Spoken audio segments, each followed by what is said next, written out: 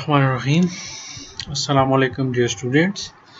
Doctor Kashif Aleem here और आज का जो हमारा टॉपिक है that is cells of the immune system. So इस टॉपिक का जो मकसद है this is a kind of introductory lecture to understand the function of different immune system cells which are involved in your immune system.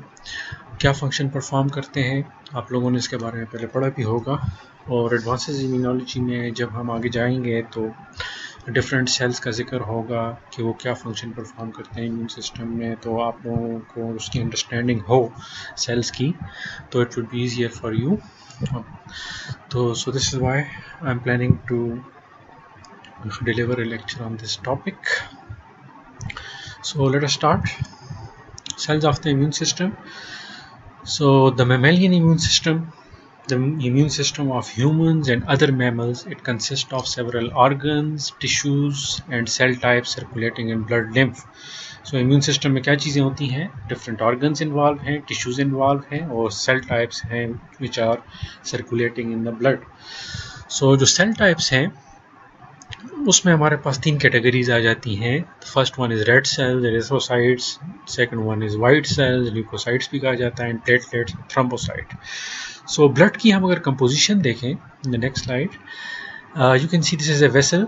Vessel के अंदर you have blood circulating around, और जो blood है ये हार्ट और tissues के दरमियान में वो होता रहता है, और मतलब it carries oxygen, deoxygenated blood और ऑक्सीजनेटेड ब्लड, ये सारा होता है.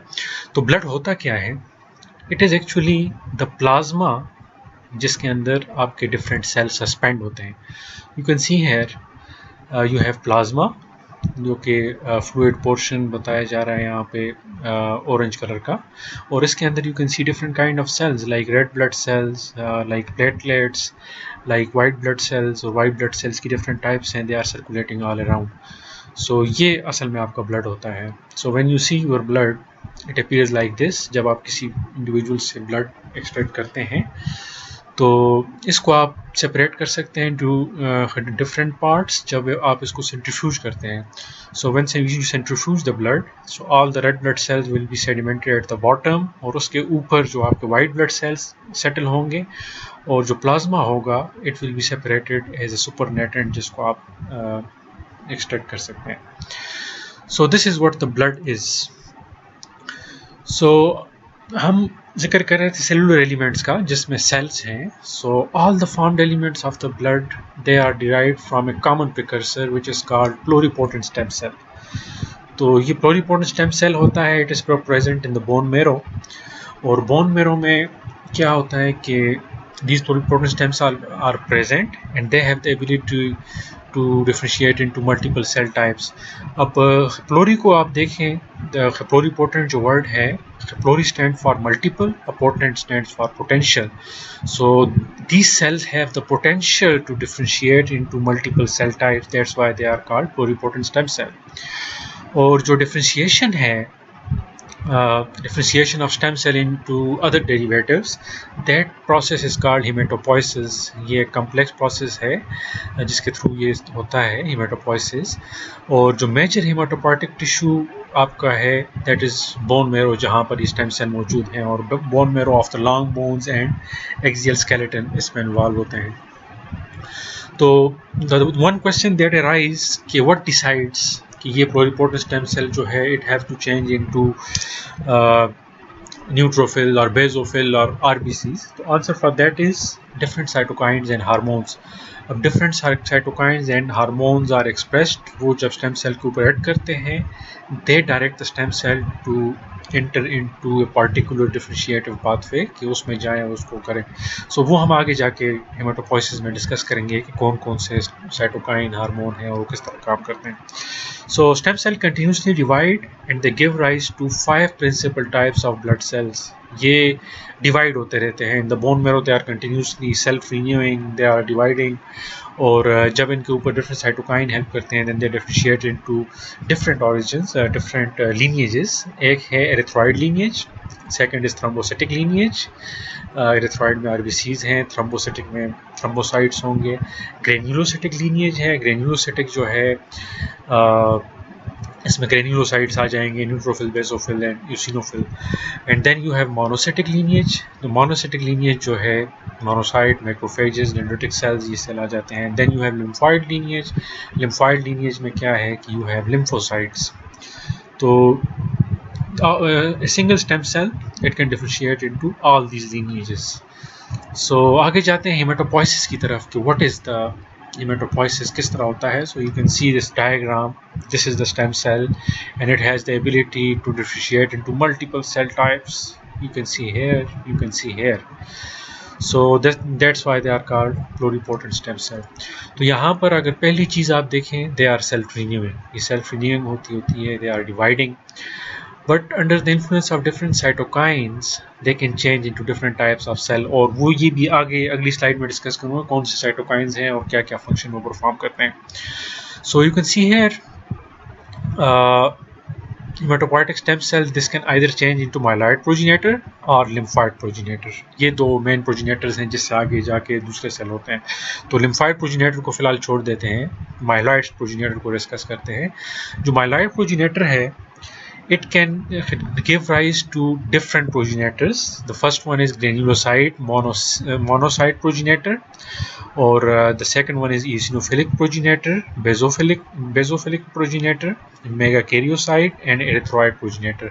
अब granulocyte monocyte progenitor जो है, it can either change into neutrophil. Neutrophil में भी चेंज हो सकता है. It can also change into monocyte. Monocyte में भी चेंज हो सकता है.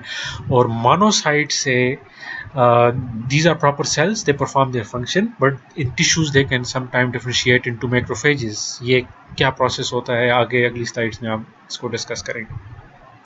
तो monocytes differentiated into macrophages. And ये जो लीनिएज है, they can also give rise to dendritic cell. Dendritic cell यहाँ से आपको शो हो रहा होगा कि it is originating from monocyte, but now it is established that dendritic cell actually originate from a common precursor. यहाँ पर कोई कॉमन प्रिकर्सर है जो मोनोसाइट में भी चेंज हो सकता है, जो डेंड्रिटिक सेल में भी चेंज हो सकता है. तो थिंग्स हैव चेंज. यहाँ पर आपको लग रहा होगा कि मोनोसाइट से हो रहा है. तो ये तो इसका जो फर्स्ट प्रोजेनेटर है. The second one is eosinophil progenitor. Eosinophil progenitor will change into eosinophils. ये क्या करते हैं आगे जाके हम इसको पढ़ेंगे. Then there is a basophil progenitor. Basophil progenitors can give rise to basophils.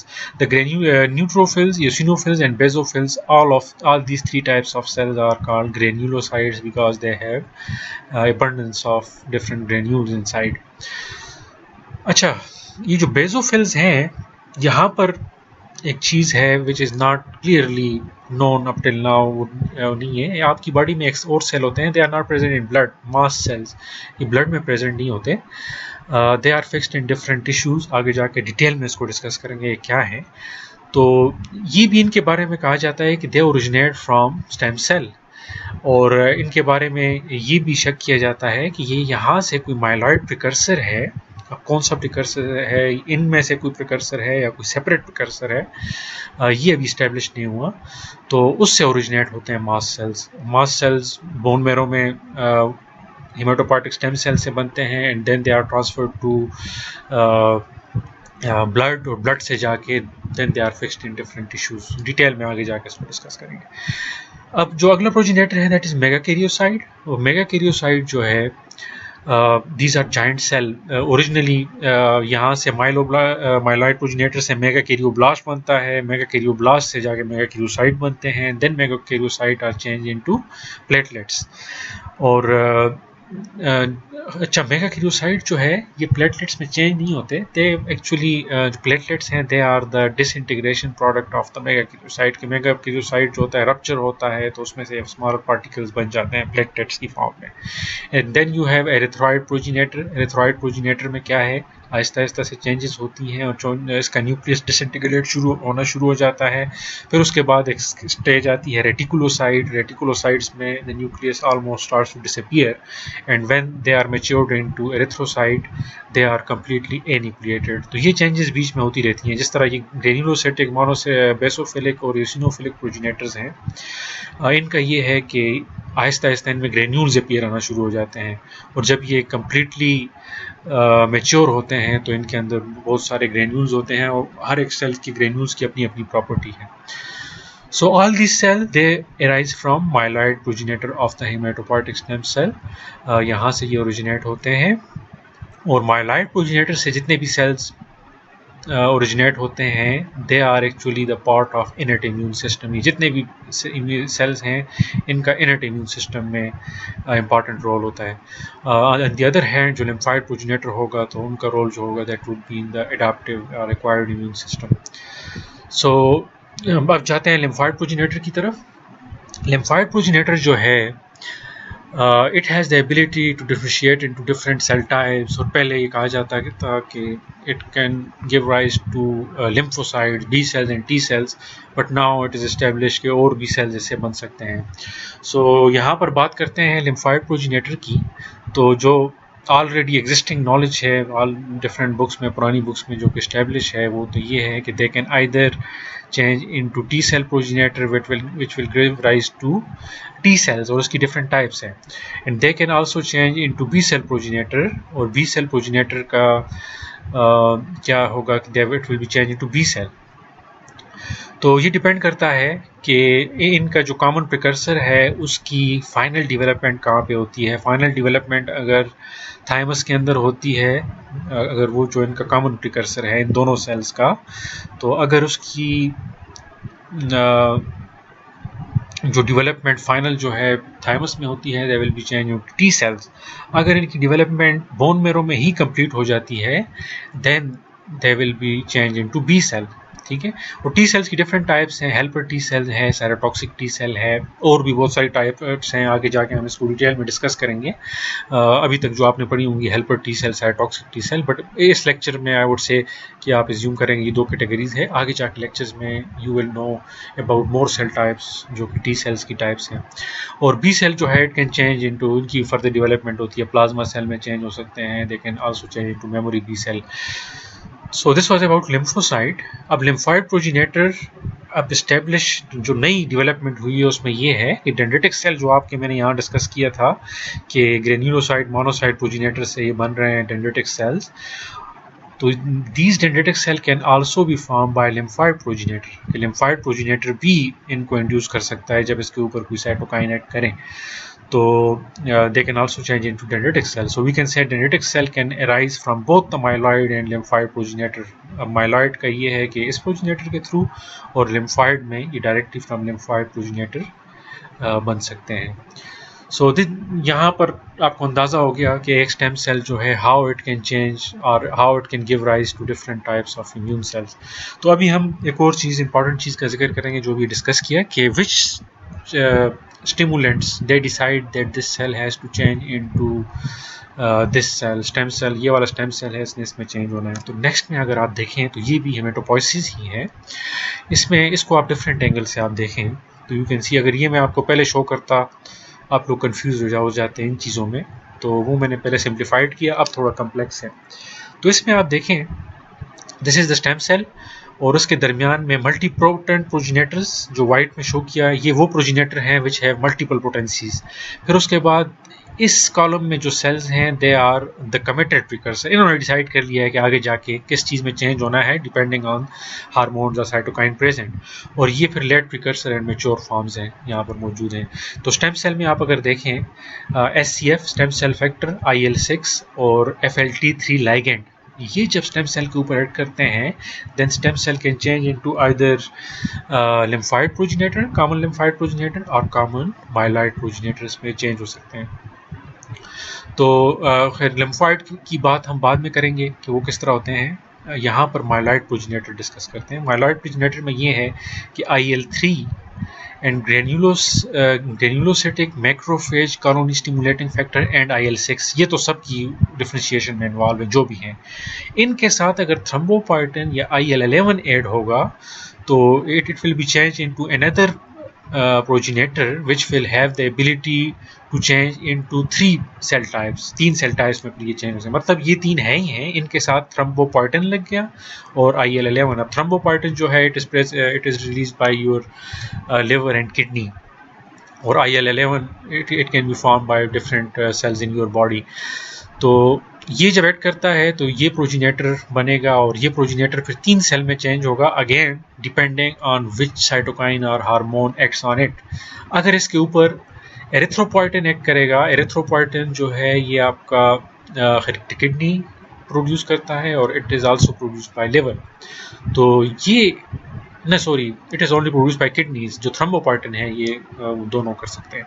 तो एरिथ्रोपोइटिन इसके ऊपर ऐड करेगा तो it will be change into erythrocyte. Different stages से गुजरते हुए finally they will change into erythrocyte. बीच में डिफरेंट स्टेजेस हैं. और अगर इस प्रिकर्सर के ऊपर थ्रोम्बोपोइटिन एक्ट कर देता है तो thrombopoietin can change it into megakaryoblast, megakaryoblast फिर मेगाकैरियोसाइट, और मेगाकैरियोसाइट जब डिसइंटीग्रेट या रप्चर होगा it will give rise to different platelets. और ये जो प्रोजीनेटर है इसके ऊपर अगर ये कोई और अननोन इसका कोई है साइटोकाइंस वो ऐड करेंगे तो they will change into immature basophil और आगे बेसोफिल्स. अब उसी का कॉमन प्रोजीनेटर के ऊपर वापस आ जाते हैं. ये 3 तो है ही हैं, इनके साथ IL-5 ऐड हो जाता है. तो IL-5 क्या करेगा, इसकी डेवलपमेंट करेगा, इसकी डिफरेंशिएशन करेगा into eosinophil after going through different stages. ठीक है. इसी तरह इस प्रिकर्सर के ऊपर इन 3 फैक्टर्स के साथ GM-CSF which is granulocytic macrophage colony stimulating factor ये ऐड करेगा. तो ये एक और multipotent progenitor बनेगा which will have ability to change into different types of cells.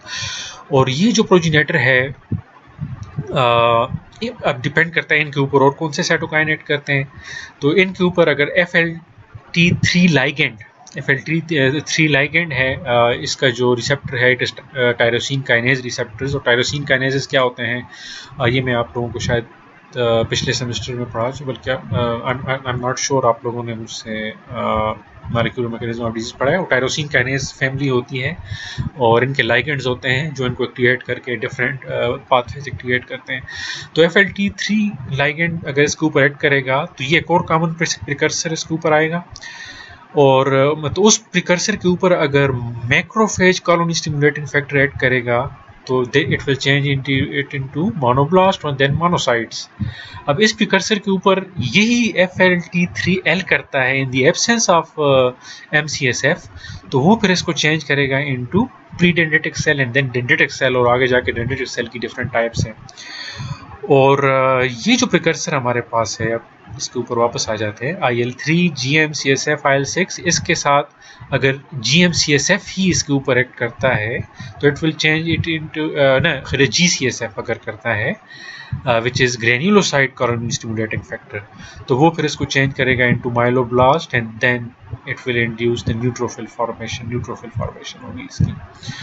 सो ये इससे आपको अंदाज़ा हो गया है कि how a stem cell can differentiate into multiple cell types. You can see different cytokine and hormones, they are acting on different progenitors, common progenitors, different stages पे add करके फिर वो डिसाइड करते हैं कि कौन कौन से सेल बन रहे हैं. यहाँ पर एक और चीज़ भी देख लें. स्टार्ट में जो स्टेम सेल है इनकी सेल्फ रिन्यूअल होती रहती है. They are continuously dividing, self renew. ठीक है. तो सेल्फ रिन्यूअल इनकी स्टेम सेल्स की यहाँ तक होती है. जब ये मल्टीपोटेंट प्रोजीनेटर होता है फिर स्टेम सेल की ज़ाहिर है वो ख़त्म होगी. मल्टीपोटेंट प्रोजीनेटर जब आता है तो फिर आहिस्ता आहिस्ता से सेल डिवीजन स्टार्ट होती है.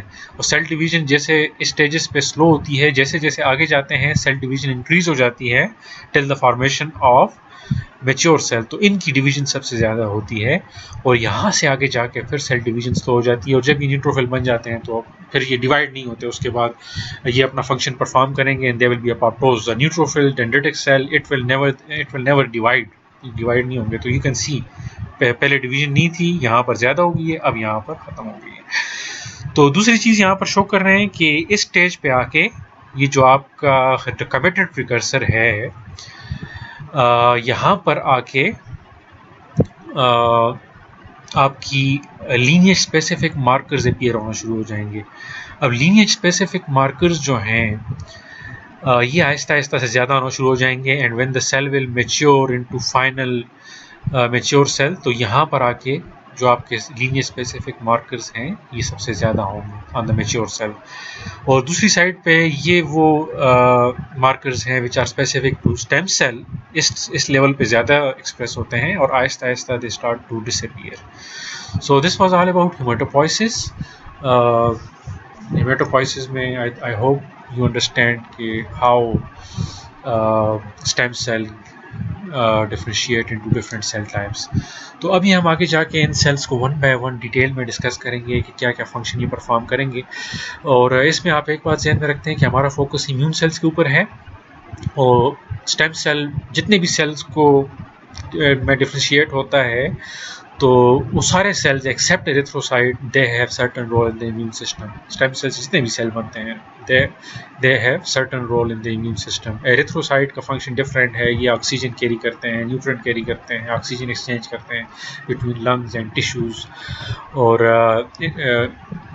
मतलब इनका काम डिफरेंट है। अब ये platelet, basophil, eosinophil, monocyte, dendritic cell, all of them are important in the immune system. और इसी तरह जो कॉमन लिम्फाइड प्रोजेनेटर है इसको हम आगे डिस्कस करेंगे कि किस तरह बी टी सेल में होता है, उसको जब हम बी टी सेल्स को डिटेल में करेंगे तो वो भी जो हैं they are important in the immune system. अब ये सेल इनर्ट इम्यूनिटी में है और वो वाले सेल जो यहाँ से ओरिजिनेट होंगे they will be the part of acquired immunity.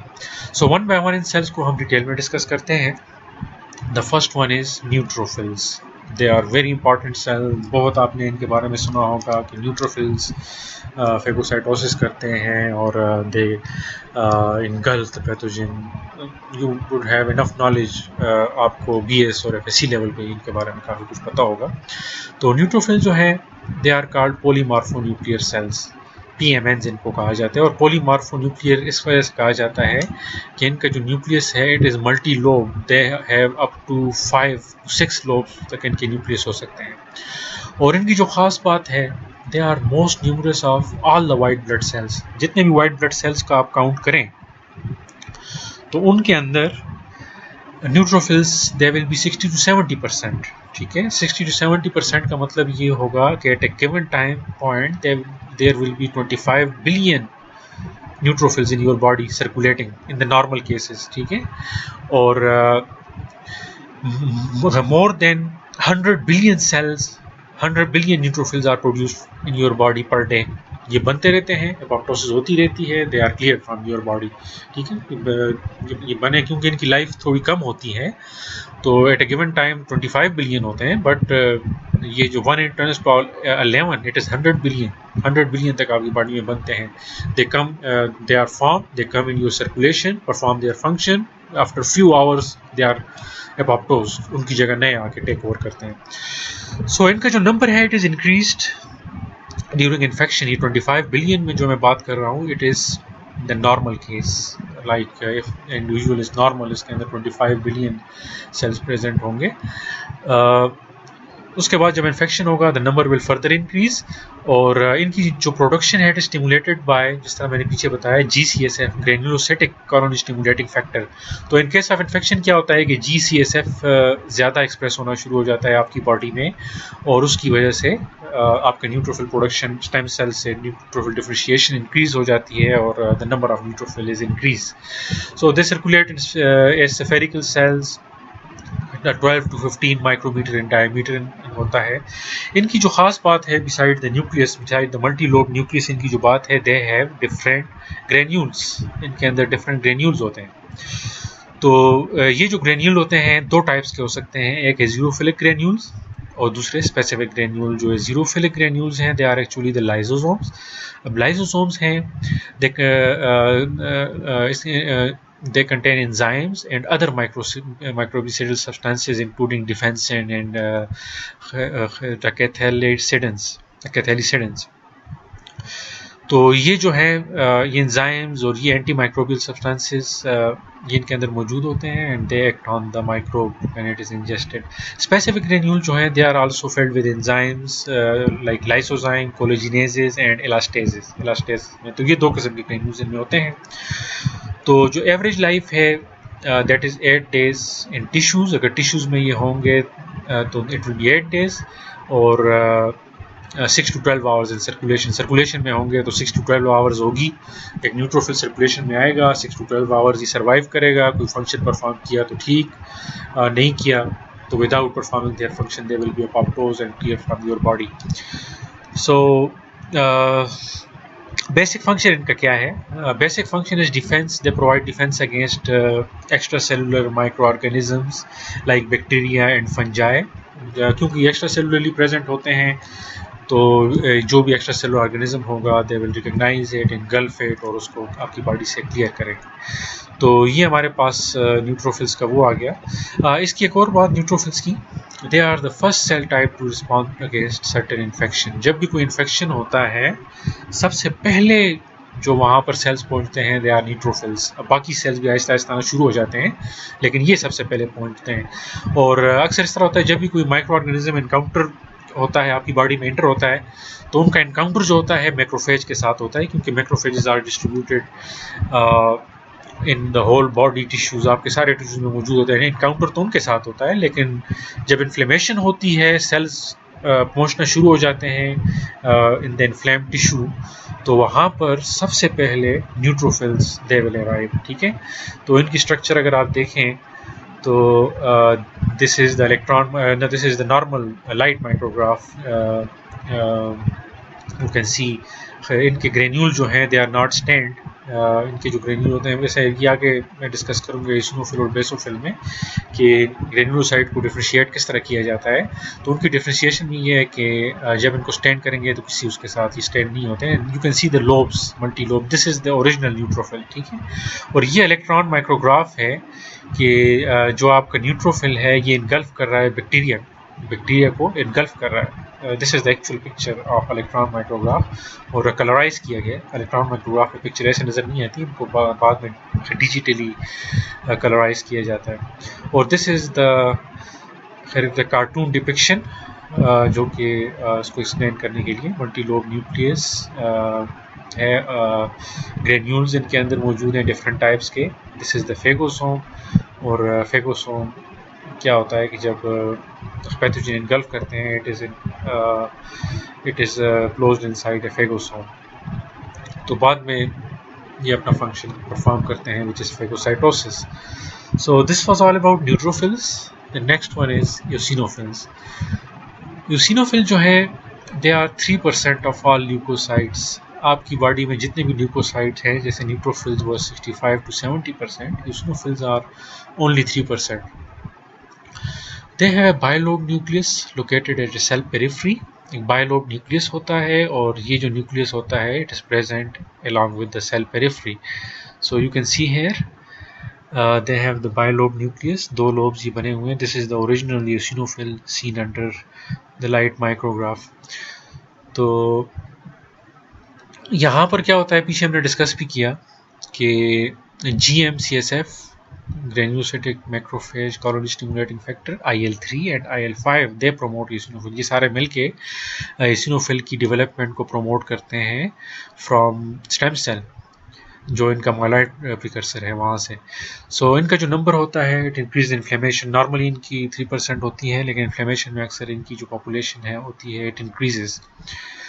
सो इनकी जो ख़ास बात है, they have abundance of positively charge granule which turn pink with red, which turn pink और रेड विद यूसिन। अब यूसिन क्या है, ये एक डाई होती है H&E, haematoxylin and eosin die. इसमें 2 डाइज होती हैं, एक एसिडिक डाई होती है विच इज़ कॉल्ड हेमोटॉक्सिलिन, ना सॉरी आखिर बेसिक डाई होती है विच इज़ कॉल्ड हेमोटॉक्सिलिन, और एसिडिक डाई होती है विच इज़ यूसिन। तो इनको यूज़ किया जाता है for to differentiate granulocytes, neutrophils, eosinophil और बेसोफिल्स को डिफ्रेंशिएट करने के लिए। तो न्यूट्रोफिल्स का मैंने बताया कि वो किसी भी डाई के साथ उनकी स्टैंडिंग नहीं होगी इनके ग्रेन्यूल्स की। जो आपके यूसिनोफिल्स हैं इनके ग्रेन्यूल स्टैंड होंगे पिंक और red with eosin which is an acidic dye. ठीक है, because they have the positively charge granule, so they will stained with the acidic dye eosin. और इसी तरह जो हेमाटॉक्सिलिन है आगे जाके डिस्कस करें कि वो जो बेसोफिल के ग्रेन्यूल हैं, बेसिक ग्रेन्यूल्स हैं, उनको करेगी ब्लू। तो उस बेस पे हम फिर स्टैनिंग के बाद देख सकते हैं आपके इसिनोफिल जो होंगे दे विल अपीयर पिंकिश, और जो आपके बेसोफिलिक होंगे दे विल अपीयर ब्लूइश और पर्पल, और न्यूट्रोफिल आपको सामने नजर आओगा कि उन्होंने कोई स्टेयरिंग नहीं की। So this is how HND dye is used, HND। So इनके ग्रेन्यूल क्या होते हैं? इनके ग्रेन्यूल जो हैं they have different lysozyme and other digestive enzyme which are harmful for parasite, but they are sometime क्या they are also harmful for host.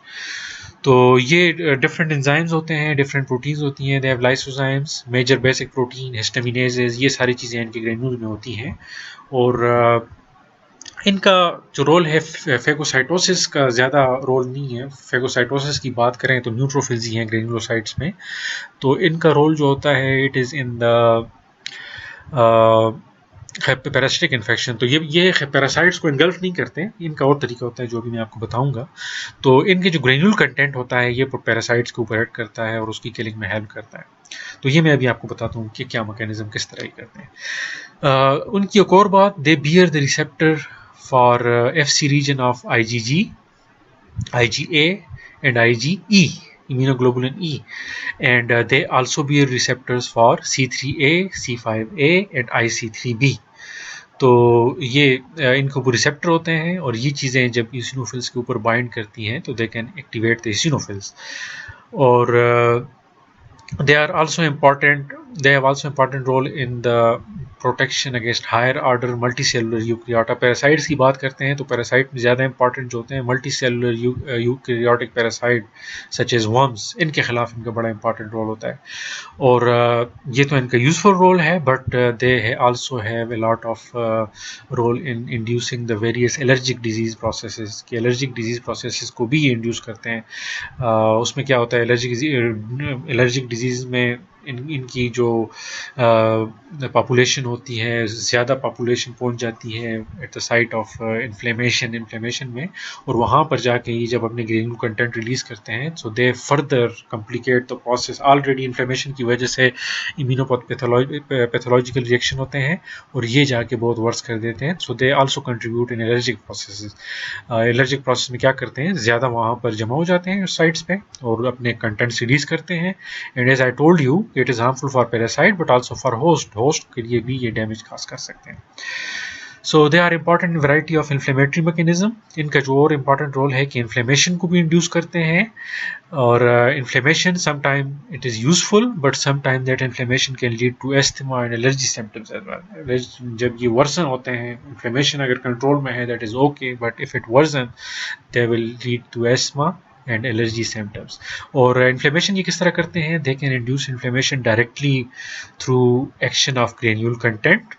ठीक है, इनका जो अपना ग्रेन्यूल कंटेंट है ये भी इन्फ्लेमेशन को इंड्यूस करता है, और इनडायरेक्टली क्या कर सकते हैं कि दे रिक्रूट अदर इन्फ्लेमेटरी सेल, जो दूसरे सेल्स हैं जो इन्फ्लेमेशन हेल्प कर सकते हैं उनको साइड पे अट्रैक्ट करते हैं, और इनडायरेक्टली वो सेल फिर जाके इन्फ्लेमेशन में हेल्प करते हैं। So they can cause the inflammation directly और इनडायरेक्टली। तो अभी हम जिक्र कर रहे थे कि they are important in the parasitic infection specially worms. तो उसका अगर हम जिक्र करें तो उसमें you can see this is an eosinophil. तो जब भी कोई पैरासिटिक इन्फेक्शन होता है तो नॉर्मली ये देखा जाता है कि यूसिनोफिल का नंबर इंक्रीज हो जाता है। That condition is called eosinophilia. और अक्सर पैरासिटिक इन्फेक्शन में इम्यूनोग्लोबुलिन ई वो भी अक्सर इंक्रीज हो जाते हैं। और immunoglobulin E जो है, as I told you that these have the receptors for immunoglobulin E, IgG or IgA. So we can say this is immunoglobulin E receptor, this is immunoglobulin G receptor, this is immunoglobulin A receptor, this is complement receptor C3A, C5A और IC3B। तो ये सारे receptors हैं इनके ऊपर। So as I told you this is IgE।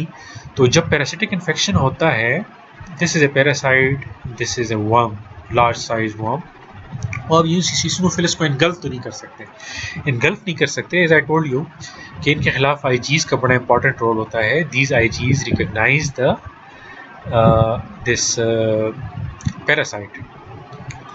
तो जब ये रिकॉग्नाइज करेंगे as I told you, eosinophil have the receptor for Fc portion of IgE. तो ये Fc पोर्शन जो जब IgE के साथ बाइंड करेगा, इसका जो Fc रिसेप्टर है ये दिस इज FCE. तो ये जब इसके साथ बाइंड करेगा तो it will activate the eosinophil, eosinophil को एक्टिवेट करेगा. और जब ईसिनोफिल को एक्टिवेट करेगा तो ईसिनोफिल क्या करेगा कि जो इनके ग्रेन्यूल्स हैं इसके कंटेंट को बाहर रिलीज करेगा. तो इनके जो कंटेंट्स हैं इसमें क्या है, major basic protein, histaminases, lysozyme and other जो आपके प्रोटीएजेस हैं ये. तो ये जितनी भी चीज़ें हैं आपको बताई हैं, they are harmful for this parasite. They will act on this parasite, इसके ऊपर एक्ट करेंगे और जब एक्ट करेंगे they will ultimately lead to the killing of this parasite.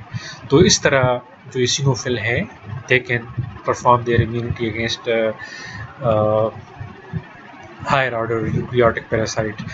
और इसी तरह ये तो मैंने आपको एग्जांपल दी कि FCE के थ्रू जब ये रिसेप्टर्स इनके थ्रू एक्टिवेट होते हैं तो ये किस तरह करते हैं. इसी तरह ये एक्टिवेट हो सकते हैं थ्रू IgG रिसेप्टर, IgG के थ्रू, या फिर ये एक्टिवेट हो सकते हैं थ्रू IgA, और या फिर ये C3A, C5A, IC3B जो कि कॉम्प्लीमेंट फैक्टर्स हैं. इनको हम आगे जाके पढ़ेंगे कॉम्प्लीमेंट सिस्टम क्या होता है, तो आपको समझ आ जाएगी कॉम्प्लीमेंट प्रोटीन्स इनका क्या फंक्शन होता है. तो ये इस तरह भी एक्टिवेट हो सकते हैं. लेट्स से कि C3A यहाँ पर बाइंड हो गया तो ईसिनोफिल क्या करेगा, it will release it's granules और अपना फंक्शन परफॉर्म करेगा. अच्छा, यहाँ पर जो पैरासिटिक इन्फेक्शन में एक और इम्पॉर्टेंट रोल है ईसिनोफिल. एक तो ईसिनोफिल का रोल कि किलिंग में किस तरह हेल्प करते हैं, एक और इम्पॉर्टेंट रोल है इनका. जब ईसिनोफिल इंक्रीज होते हैं आपकी बॉडी में in response to parasitic infection, this has been noted. तो ये जब इंक्रीज होते हैं तो उसमें क्या होता है, दिस कंडीशन इज कॉल्ड ईसिनोफिलिया. अब ईसिनोफिलिया क्या होता है, ईसिनोफिलिया की वजह से आपकी जो गट हाइपर मोटेलिटी है दैट इज़ इंक्रीज. जो आपकी गट के अंदर जो मोटेलिटी है, तो ये जब इंक्रीज होती है तो आपकी जो फूड पार्टिकल्स हैं they move through your gut very strongly, very quickly. So आपका जो फूड होगा it will not settle inside your intestine for a long time. तो अगर ये सेटल नहीं होगा, जल्दी मूव होगा, एलिमिनेट होगा, तो उसके साथ ये पैरासाइट जो हैं they will also be eliminated. तो आपके जो पैरासाइट हैं, वर्म्स हैं, उनको टाइम नहीं मिलेगा to settle in the intestine and lay eggs and multiply. तो इस तरीके से उनकी पॉपुलेशन को कंट्रोल करेंगे और उसके साथ कंट्रोलिंग के साथ साथ ये डायरेक्टली उनको किल भी करेंगे. So this was all about ईसिनोफिल्स.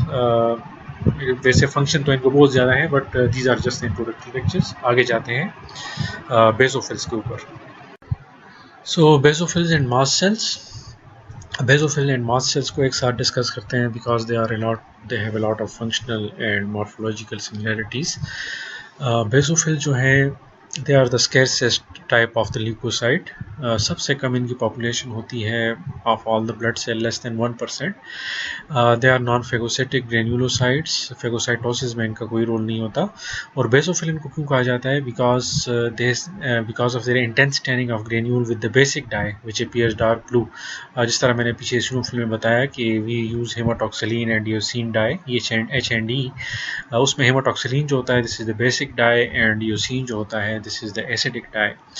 और यूसिन जिस तरह आपके यूसिनोफिल्स के ग्रेन्यूल्स को स्टैंड करते हैं पिंक, तो हेमाटॉक्सिलिन जो है ये आपके बेसोफिल्स के ग्रेन्यूल को विच आर बेसिक ग्रेन्यूल्स और this is the basic die.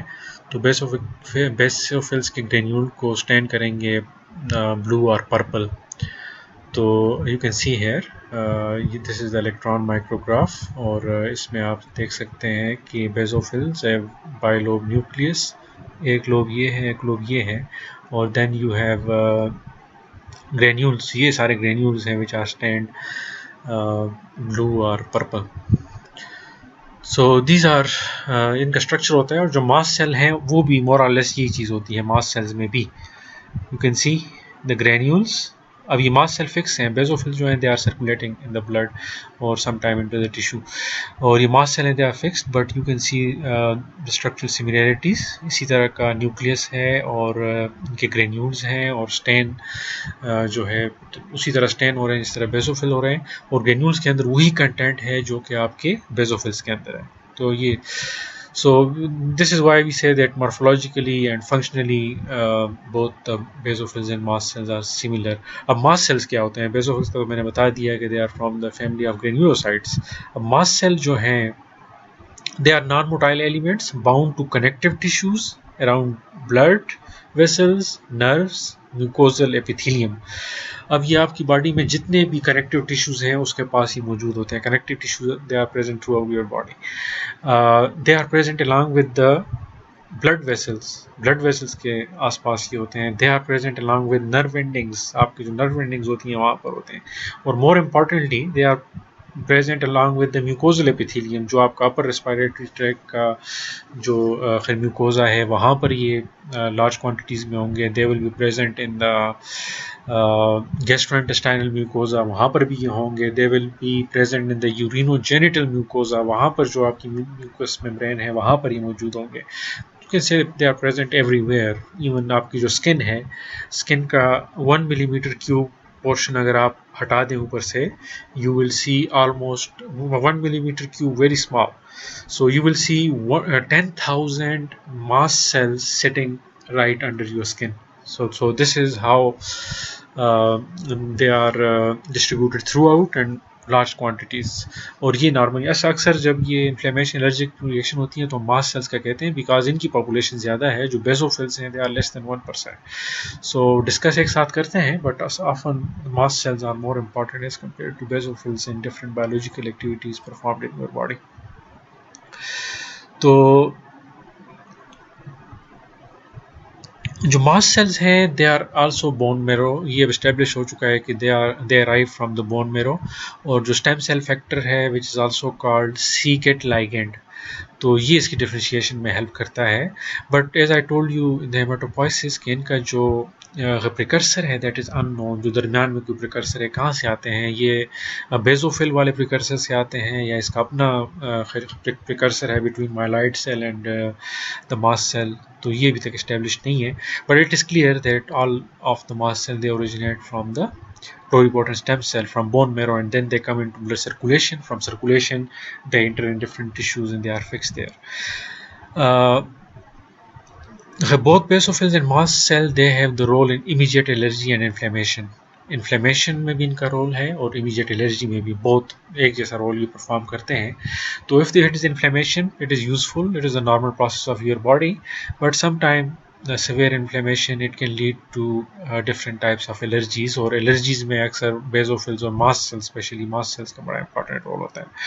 So they have receptors, जिस तरह मैंने बताया eosinophils के ऊपर different receptors थे, तो basophils के ऊपर they have receptors for IgG and IgE antibodies, जो कि एंटीजन के साथ बाइंड करते हैं और उनका FC पोर्शन जो है इसके साथ बाइंड कर सकता है. एंड ये करते क्या हैं? They perform various physiological effects including allergies और इन्फ्लेमेशन. मतलब डिफरेंट इसके वो हैं.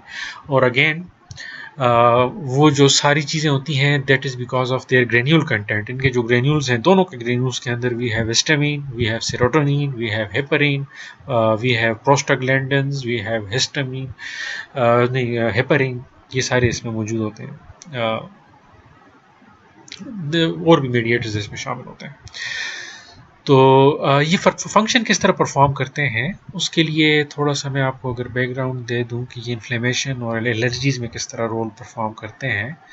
सो यहाँ पर अगर देखें this is a B cell, ठीक है, बी सेल है. और when an antigen enter in your body तो ये बी सेल क्या करेगा? इट विल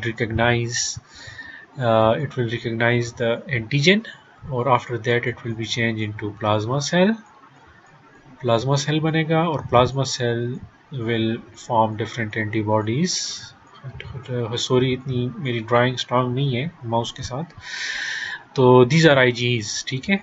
तो ये पहला एक्सपोजर हुआ इस एंटीजन का और उसमें आपके आईजीज बन गए. और ये आईजीज जो होंगे, as I told you, these IgEs have the receptors on your mast cells and basophils. तो ये क्या करेंगे? अपने रिसेप्टर्स के साथ बाइंड करेंगे. सो all the IgEs are here and तो ये इनका पहला एक्सपोजर होगा. और पहले एक्सपोजर में क्या होगा कि these mast cells are now sensitized. इसमें कुछ पता नहीं चलता कि क्या हुआ है।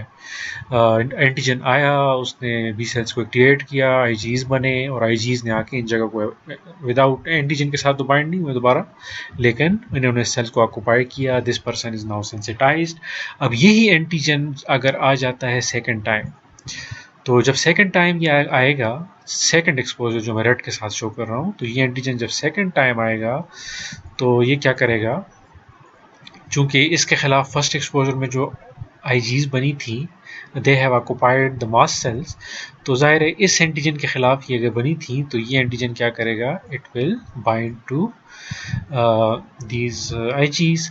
जब दो IgEs on the mast cell they cross link, जब cross link करते हैं तो they bring the receptor closer, different pathways activate होते हैं in the cell, और जब सेल के pathways activate होते हैं they result in degranulation, तो ये ग्रेन्यूल जो होंगे they will be released from the cell, और जो आपके ग्रेन्यूल्स हैं इनके अंदर ये जब रिलीज होते हैं so they have different mediators. The first one is histamine, the second one is serotonin, the third one is heparin.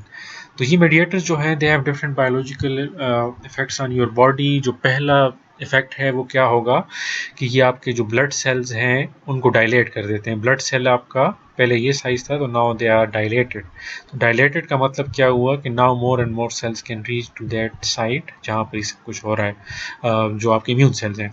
दूसरा, दे विल कॉज ब्रोंकियो कंस्ट्रिक्शन, कि आपके ब्रोंकाई जिनसे आप सांस लेते हैं वो उनका साइज लार्ज था, नाउ उनकी कंस्ट्रक्शन हो गई, so you may have difficulty in breathing, उसमें आपको। और तीसरी चीज़ जो कि वेसल से रिलेटेड है कि एक तो ये डायलेट हुए हैं, दूसरा इनकी परमिएबिलिटी भी इंक्रीज हो जाती है। परमिएबिलिटी इंक्रीज होने का मतलब कि ज़्यादा से ज़्यादा immune cells they can leave the tissues and they can leave the vessels and enter the tissue. तो जब टिश्यूज़ में ज़्यादा इम्यून सेल्स जाते हैं दैट इज़ कॉल्ड इन्फ्लेमेशन। तो inflammation in sense is useful, क्योंकि अगर कोई मसला होता है तो वहाँ पे जाके वो ज़्यादा सेल जाते हैं, फाइट करते हैं, but some cases it is unnecessary as in this case of allergen.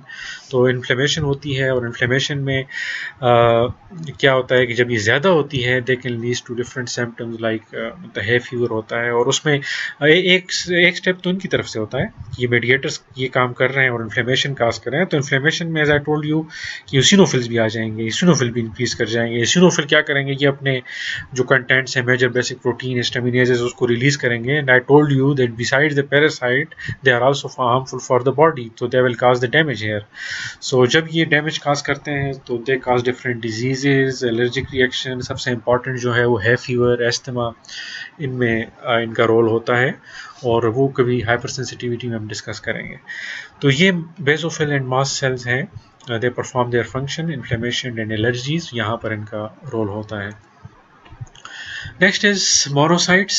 Monocytes are also they also originate from bone marrow, differentiate होते हैं bone marrow में, enter circulation and then they enter the tissues, ठीक है। तो they are 5 to 10% of the leukocyte, 5 to 10% population है, 15 micrometer in diameter, और इनका जो major function है that is phagocytosis, ये phagocytosis करते हैं न्यूट्रोफिल्स की तरह। और जैसे मैंने बताया कि differentiate in bone marrow, enter circulation and then become fixed in tissues, और वहाँ पर ये डिफरेंशिएट हो जाते हैं मोनोसाइट्स में। तो जब ये बोन क्या ना टिश्यूज़ के अंदर होते हैं, some time they undergo different morphological changes, और मॉर्फोलॉजिकल चेंजेस जब उनमें होती हैं तो so they can change into macrophages and dendritic cell. Macrophages के साथ तो डायरेक्टली चेंज होते हैं, डेंड्रिटिक सेल में ये डायरेक्टली चेंज होते हैं थ्रू कॉमन प्रिकर्सर। तो वो हम बाद में बात करेंगे। मैक्रोफेजेस, डेंड्रिटिक सेल, मोनोसाइट्स की बात करते हैं। एक ही फंक्शन है इनका, दैट इज फेगोसाइटोसिस। तो दो इनकी कैटेगरीज हैं, inflammatory monocyte and patrolling monocyte. जो इन्फ्लेमेटरी मोनोसाइट्स हैं they enter tissue quickly in response to infection. जब भी कोई इन्फेक्शन होता है एकदम मूव करते हैं और enter that tissue and fight that infection. जो पेट्रोलिंग मोनोसाइट होते हैं they are very slow crawling करते हैं और अक्सर इतना स्ट्रॉन्ग रिस्पॉन्स नहीं देते जितना इन्फ्लेमेटरी मोनोसाइट करते हैं। और they also provide reservoir for tissue resident monocyte, जो टिश्यूज़ के अंदर मोनोसाइट होते हैं उनके लिए एक रिजर्वायर प्रोवाइड करते हैं टिश्यूज़ के अंदर। तो जब इन्फेक्शन नहीं होता, क्योंकि इन्फेक्शन होता है inflammatory monocytes will come and take in, but जब इन्फेक्शन नहीं होता the monocyte will be present in the tissues, और ये जो पेट्रोलिंग मोनोसाइट हैं ये रोल प्ले करते हैं। और इनके बारे में ये भी इस्टेब्लिश है कि they can in fact suppress the immune system instead of initiating the immune system। तो इनका suppressive role भी अभी establish हुआ है very recently। So this was all about monocytes। Macrophages पे जाते हैं। तो macrophages as I told you कि they originate from the monocytes. जो मोनोसाइट्स टिश्यूज़ के अंदर गए हैं उनमें मॉर्फोलॉजिकल चेंजेस होती हैं। मॉर्फोलॉजिकल चेंजेस क्या होती हैं कि इनका साइज़ इंक्रीज़ हो जाता है, और जब इनका साइज़ इंक्रीज़ होता है तो इनमें एडिशनल प्रॉपर्टीज़ आ जाती हैं जो एडिशनल फंक्शन ये परफॉर्म करते हैं। और सबसे इंपॉर्टेंट फंक्शन जो इनका है दैट इज़ कि they have the ability to secrete large number of substances with many important effects। substances में cytokines आ जाते हैं, chemokines। ये ऐसी प्रॉपर्टी थी कि जो मोनोसाइट में नहीं थी, but now the macrophages have acquired this ability। So macrophages की टू मेन कैटेगरीज हैं, inflammatory macrophages and tissue macrophages. जो इन्फ्लेमेटरी मैक्रोफेजेस हैं, wandering macrophages, they play dual role in immune system. Immune system में इनका dual role है। First one is they perform phagocytosis. Phagocytosis perform करते हैं, they clear the foreign pathogens from your body. And second role है they perform antigen presenting cells. They perform as antigen presenting cell. अब antigen presenting cell ये एक sales की family है जो कि एंटीजन प्रोसेसिंग प्रेजेंटेशन करती है। ये टॉपिक आगे आएगा 1-2 लेक्चर्स के बाद। तो उसमें क्या होता है, एंटीजन प्रोसेसिंग प्रेजेंटेशन में ये एंटीजन को टेकअप करते हैं, स्मॉलर पार्टिकल्स में डिवाइड करते हैं, and then the present smaller peptides of the antigen on the surface through MHC2। तो अपने सरफेस के ऊपर MHC2 के ऊपर ये लाते हैं, मतलब ये एंटीजन टेकअप किया, स्मॉलर पार्ट में डिवाइड किया और फिर MHC2 के ऊपर सरफेस के ऊपर आ जाते हैं। तो ये फेगोसाइटोसिस के साथ साथ ये फंक्शन, और ये क्यों इंपॉर्टेंट है, बिकॉज जो आपके टी सेल्स हैं, जो टी सेल्स हैं उनकी एक्टिवेशन के लिए एंटीजन प्रोसेसिंग एंड प्रेजेंटेशन बड़ा इंपॉर्टेंट है। टी सेल्स इसके बगैर अपना फंक्शन परफॉर्म नहीं कर सकते। बी सेल्स कर सकते हैं, but T cells they always rely on this process. अगर ये प्रोसेस आप मैक्रोफेजेस आप एलिमिनेट कर दें उससे, तो उससे टी सेल का फंक्शन भी डिस्टर्ब होगा। और this is why I rate macrophages along with dendritic cell as a very important part of the immune system। इसमें क्या होता है कि है ये innate immunity, they are the part of innate immunity, but they act as the bridge between the innate and adaptive immunity। Macrophages भी dendritic cell आगे आएंगे वो करेंगे, लेकिन मैक्रोफेज ज़्यादा है कि इनकी स्पेसिफिसिटी ज़्यादा होती है, हर जगह ये मौजूद होते हैं। तो अगर मैक्रोफेजेस को आप रिमूव कर दें बॉडी से, तो सिर्फ मैक्रोफेजेस का फंक्शन डिस्टर्ब नहीं होगा, टी सेल्स का डिस्टर्ब होगा। जब टी सेल्स का डिस्टर्ब होगा तो हेल्पर टी सेल्स की वजह से बी सेल्स का डिस्टर्ब होगा। तो ये एक किस्म की चेन है जो डिस्टर्ब हो जाएगी, और ये जो जितनी भी चेन है इसमें मैक्रोफेजेस आर सेंट्रल कंपोनेंट्स। इनकी वजह से चेन ज़्यादा डिस्टर्ब होती है। कोई और सेल है न्यूट्रोफिल या उसकी वजह से चेन इतनी डिस्टर्ब नहीं होती, बट मैक्रोफेजेस की वजह से सारा सिस्टम डाउन हो जाता है। तो ये इनके वो हैं इन्फ्लेमेटरी मैक्रोफेजेस हैं। एंटीजन प्रेजेंटिंग सेल्स की हम बात कर रहे थे कि इसके तौर पे काम करते हैं, आगे जाके डिटेल में इसको करेंगे। तो इनके जो एक्टिवेटेड फॉर्म है they are more effective than the resting counterpart, जो कि टिश्यू मैक्रोफेजेस जो रेस्टिंग में होते हैं ये एक्टिवेटेड। अब मैक्रोफेजेस की भी एक्टिवेशन होती है, जब इनकी एक्टिवेशन होती है ये ज़्यादा अच्छा फंक्शन परफॉर्म करते हैं। साइटोकाइन लाइन इंटरफेरॉन गामा जो कि रिलीज होता है टी हेल्पर सेल से, वो इसके ऊपर एक्ट करता है, तो ये एक्टिवेट होते हैं। एक्टिवेट जब ये होते हैं तो ये ज़्यादा एक्टिव होते हैं, अपना फंक्शन परफॉर्म करते हैं। तो activated forms are more effective. जो आपके टिश्यू मैक्रोफेजेस हैं they are fixed in the tissues के अंदर ये फिक्स होते हैं, और टिश्यूज़ के अंदर ऐसे फिक्स होते हैं that they become the part of the tissue, और फिर उनको स्पेशल नाम दिए जाते हैं उस टिश्यू के हिसाब से। Just like osteoclast in the bone के अंदर भी मैक्रोफेजेस होते हैं, और वहाँ पर इनको ओस्टियोक्लास्ट कहा जाता है। ये इसके अंदर पार्ट बन जाते हैं उस टिश्यूज़ का। Microglial cell in the central nervous system में भी ये मौजूद होते हैं, आपके जितने भी सिस्टम है वहाँ पर, और वहाँ पर इनको माइक्रोग्लियल सेल कहा जाता है। एल्व्यूलर मैक्रोफेजेस लंग्स के अंदर चले जाते हैं, वहाँ पर जाके फिक्स हो जाते हैं, और वहाँ पर they are called alveolar macrophages or dust cell इनको कहा जाता है।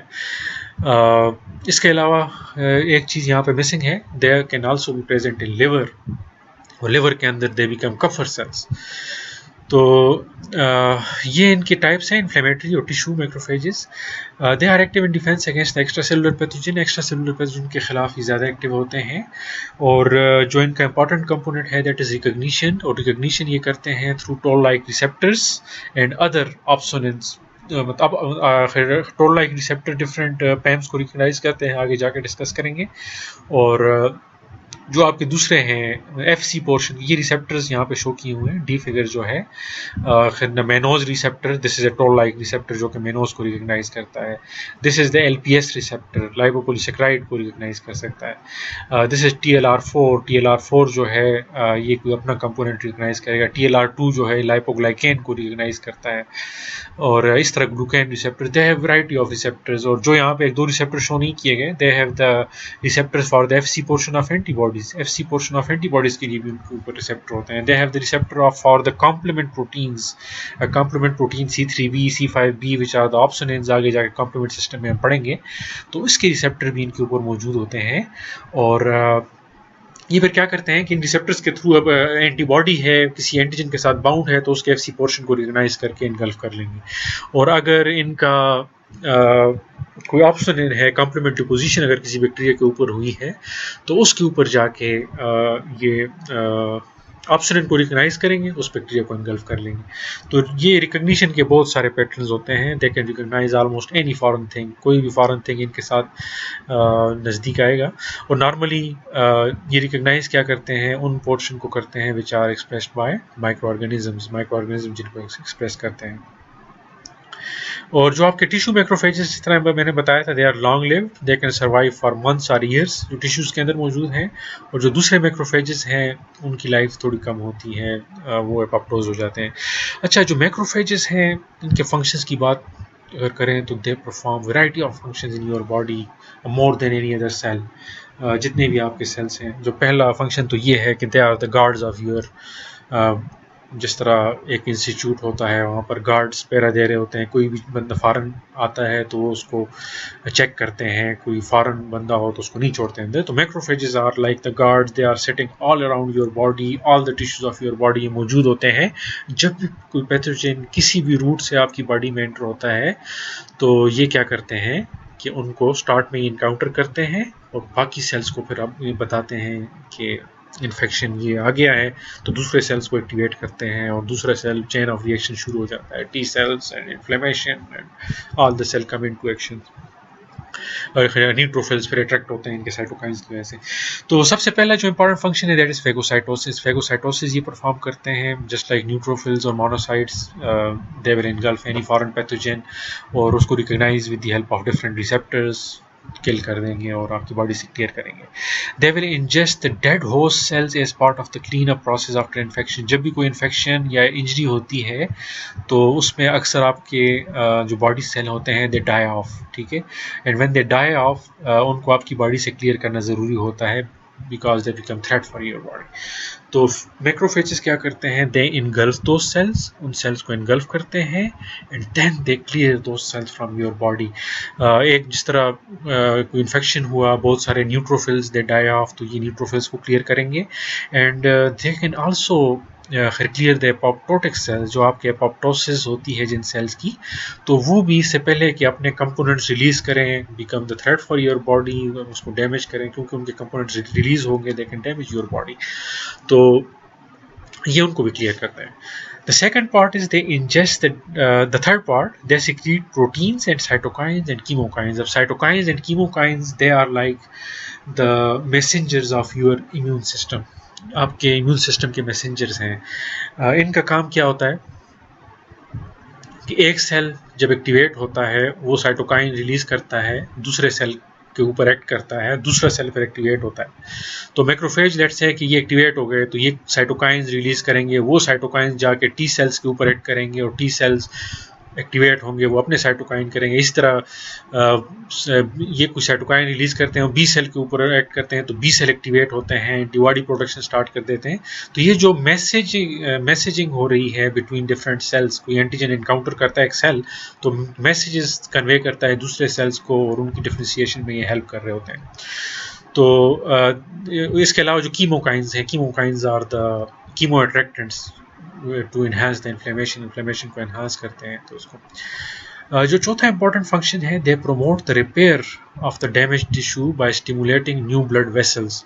अब जब भी इन्फ्लेमेशन होती है तो उसमें आपकी बॉडी के टिश्यूज डैमेज हो जाते हैं, अक्सर दे आर डैमेज्ड, और फिर जब इन्फेक्शन क्लियर होती है तो मैक्रोफेजेस क्या करते हैं, they release different growth factors release करते हैं। और वो ग्रोथ फैक्टर्स क्या करते हैं, दे इंड्यूस फाइब्रोसिस। जो फाइब्रोसिस है, development of new tissues, synthesis of collagen rich extra cellular matrix, ये बनाते हैं। फाइब्रोसिस होती है, न्यू टिश्यू डेवलपमेंट होती है, so that tissue is repaired. इसके अलावा दे आल्सो इंड्यूस एंजियोजेनेसिस, नई ब्लड वेसल्स बनती हैं ताकि वो नया टिश्यू जो है उसको ब्लड न्यूट्रिएंट्स और ऑक्सीजन मिलती रहे। तो ये फंक्शन भी होता है कि आफ्टर इन्फ्लेमेशन मैक्रोफेजेस का फंक्शन यहाँ ख़त्म नहीं होता, ये फिर क्या करते हैं, आपकी बॉडी को नॉर्मल स्टेट पे लाने के लिए भी हेल्प करते हैं to repair the damage tissue and your body come back to normal. So this was all about neutrophils. यहाँ पर अगर हम आते हैं मैक्रोफेजेस, और मैक्रोफेजेस में ये डिफरेंट डायग्राम्स हैं, बड़ी अट्रैक्टिव डायग्राम्स हैं। एक तो ये नॉर्मल कार्टूनिक रिप्रेजेंटेशन है जो कि शो की हुई है आसानी के लिए। तो इसमें you can see this macrophages, large nucleus, different organelles यहाँ पे मौजूद हैं। और यहाँ पर अगर इसकी मेम्ब्रेन देखें, देयर सीरोपोडिया, तो ये क्या करते हैं कि हेल्प करते हैं इनगल्फिंग द फॉरेन पैथोजन। दूसरा दे है फेगोसोम। फेगोसोम क्या होता है, जब पैथोजन आता है, इट इज़ इंट्रैप्ड इनसाइड फेगोसोम। ये यहाँ पे पैथोजन है इनसाइड द फेगोसोम, कोई पैथोजन इसने इनगल्फ किया हुआ है। देन दे हैव लाइसोसोम होते हैं, और लाइसोसोम और फेगोसोम फ्यूज़ होते हैं, तो लाइसोसोम एंजाइम इस माइक्रोब के ऊपर एक्ट करते हैं, दे किल इट। और ये देखें यहाँ पे ये फेगोलाइसोसोम है, the phagosome has fuse with the lysosome. तो ये फंक्शन परफॉर्म करते हैं, डिफरेंट इसके ऑर्गेनल्स हैं। ये इलेक्ट्रॉन माइक्रोग्राफ है, स्कैनिंग इलेक्ट्रॉन माइक्रोस्कोपी के थ्रू लिया हुआ है एंड कलराइज्ड। इसमें आप देख सकते हैं the macrophage, it is engulfing the bacteria, and probably इसमें ये माइकोबैक्टीरिया है जिसको ये इनगल्फ कर रहे हैं। तो this is the actual macrophage है, और इट इज़ इनगल्फिंग के बाद ये क्या करेगा कि इसको किल करेगा और उसको आपकी बॉडी से क्लियर करेगा। ऑल्दो जो माइको बैक्टीरिया ये इनगल्फ कर रहा है, इसमें अक्सर इसको मसला हो जाता है। इनगल्फ करने के बाद ये फिर आगे आप इसमें पढ़ेंगे कि ये जो एग्जांपल दी हुई है उसको शो करने के लिए, बट अक्सर माइको बैक्टीरियम के थ्रू इफेक्टिव नहीं होता। This is another electron micrograph, और इसमें आप देख सकते हैं कि there is a large nucleus, और न्यूक्लियस के साथ lot of organelles, the cell organelles are present. और ये ऑर्गेनल्स इसमें specially you can see the phagocytic vacuoles, ये मौजूद हैं, और सारे organelles you can see them. और ये फिगर शो कर रही है कि इसके ऊपर रिसेप्टर कौन कौन से हैं। This is a macrophage and variety of receptors, these are only few. So phagocytes, the macrophages have many receptors on their surface. So this was all about macrophages. जितना भी हम इसको स्टडी करें, it will not be enough. So हम introduction में खास चीज़ें discuss कर रहे हैं। Next is the dendritic cells. अब dendritic cells are also the part of antigen presenting cells जो मैक्रोफेजेस हैं, और अक्सर इनके फंक्शन जो होते हैं they are very similar. So dendritic cell are the part of myeloid lineage, जो माइलॉइड स्टेम सेल से निकलते हैं जिस तरह बाकी सेल्स, तो ये भी निकल रहे हैं। तो dendritic cell they originate from haematopoietic cells stem cell, और उनका जो माइलॉइड ओरिजिन है, और माइलॉइड से फिर जो मोनोसाइट का प्रिकर्सर है उसमें जाके वो जो मोनोसाइट प्रिकर्सर है उसके थ्रू होते हैं, जो कि हमने हेमाटोपोइटिस में डिटेल में डिस्कस कर दिया।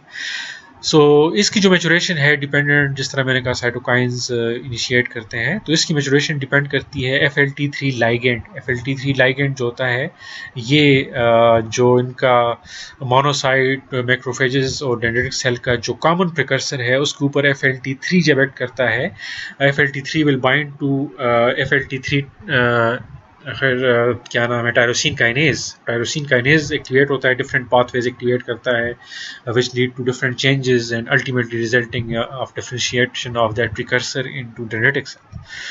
तो ये FLT3 जो लाइगेंड है, हम इसको कह सकते हैं it is important for the differentiation of these cells. These are the most important antigen presenting cell. Antigen presenting cell में, as I told you, macrophage थे, डेंड्रिटिक सेल हैं, और बी सेल्स आगे आएंगे, वो भी ये फंक्शन परफॉर्म करते हैं. और because they are antigen presenting cells, so they are important in the develop in the activation of T cells. अब T cells जिस तरह मैंने बताया कि एंटीजन प्रेजेंटिंग और प्रेजेंटेशन के बगैर वो अपना फंक्शन परफॉर्म नहीं कर सकते.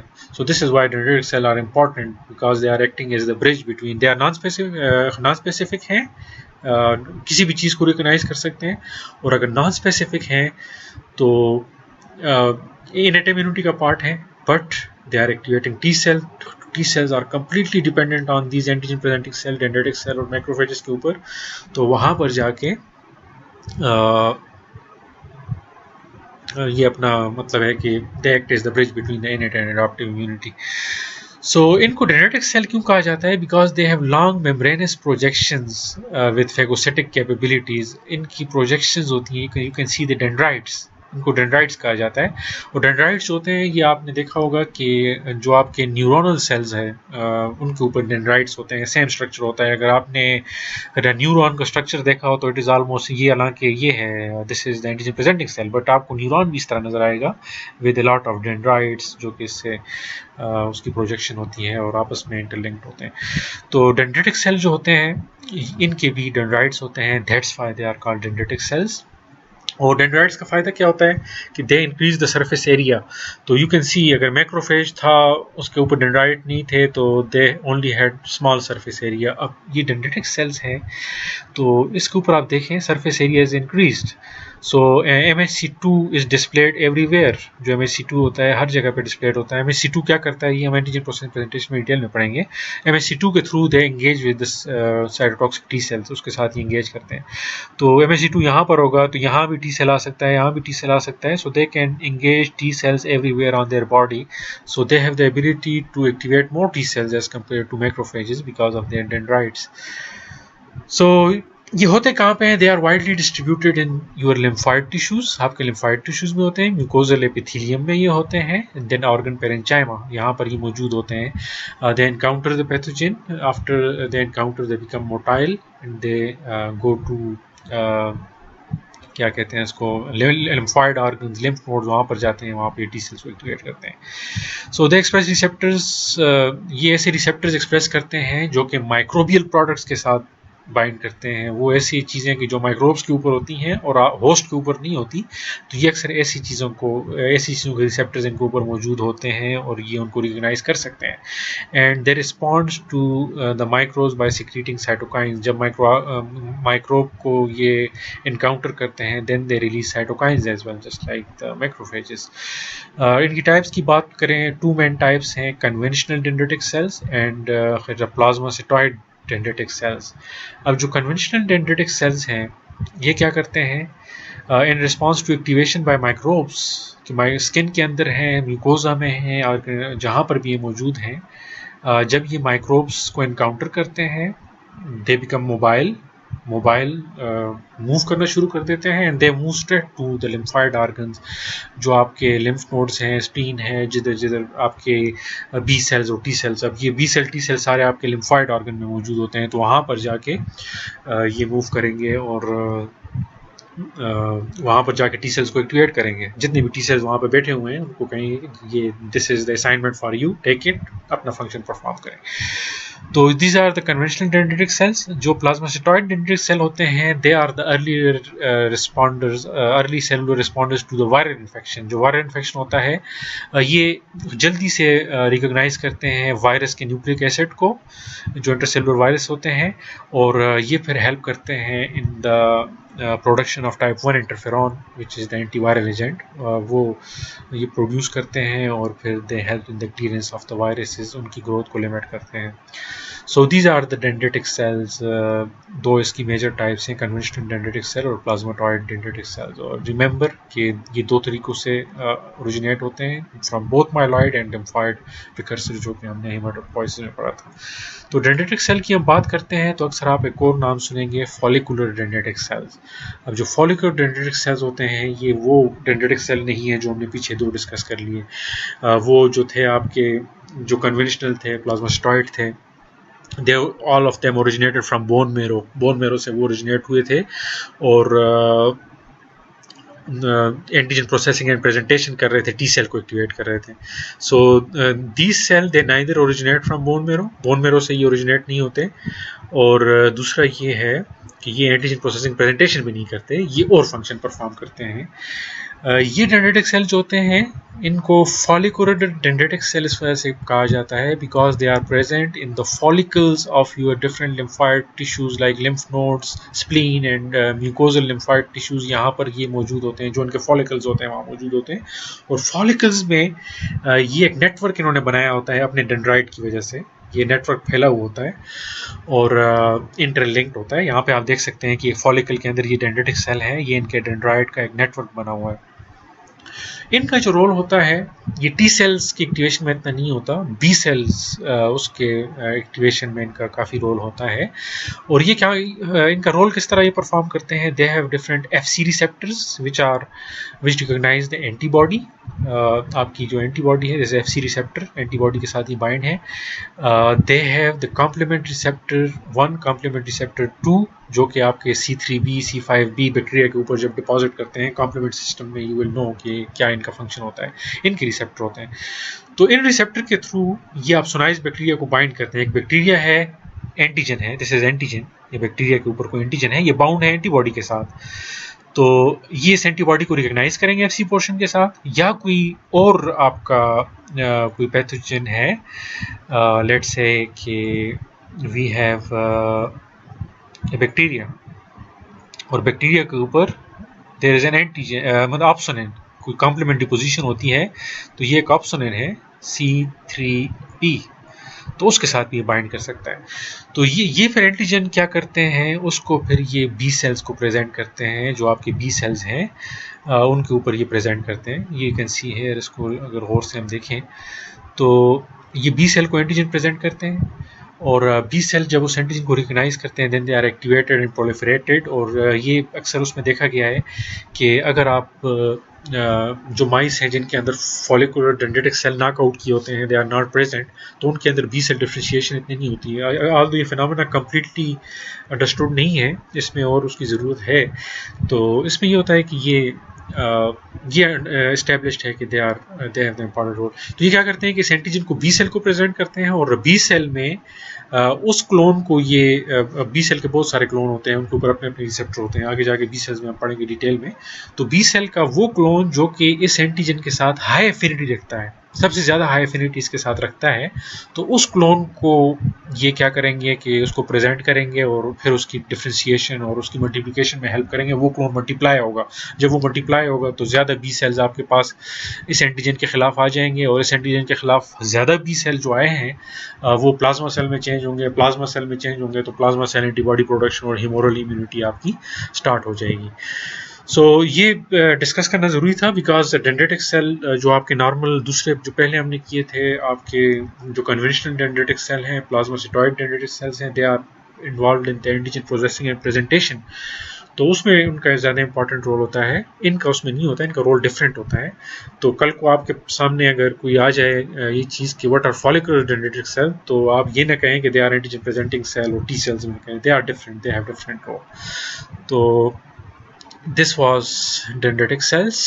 आगे जाके हम डिस्कस करते हैं डेंड्रिटिक सेल एंड मोनोसाइट्स की development and differentiation from their common precursor. तो हमने पीछे हेमेटोपोइसिस में किया था, थोड़ा इसको और डीप देखने की ज़रूरत है क्योंकि ये थोड़ी आगे से from their monocytic dendritic cell precursor थोड़ी ज़्यादा कॉम्प्लिकेटेड है. तो यू कैन सी हेमेटोपोइसिस से हम स्टार्ट करते हैं और इट चेंजेस इनटू ये all this is happening in bone marrow haematopoietic stem cell. और मोनोसाइट डेंड्रिटिक सेल प्रिकर्सर जो है it can either change into monoblast और मोनोप्लास्ट से it can change into monocyte. अब ये चीज़ बोन मेरो में हो रही है और ये चीज़ जो है ये ब्लड के अंदर हो रही है. तो मोनोसाइट्स में चेंज हो जाता है and then it enter the tissue. When it enter the tissues it will be change into macrophage.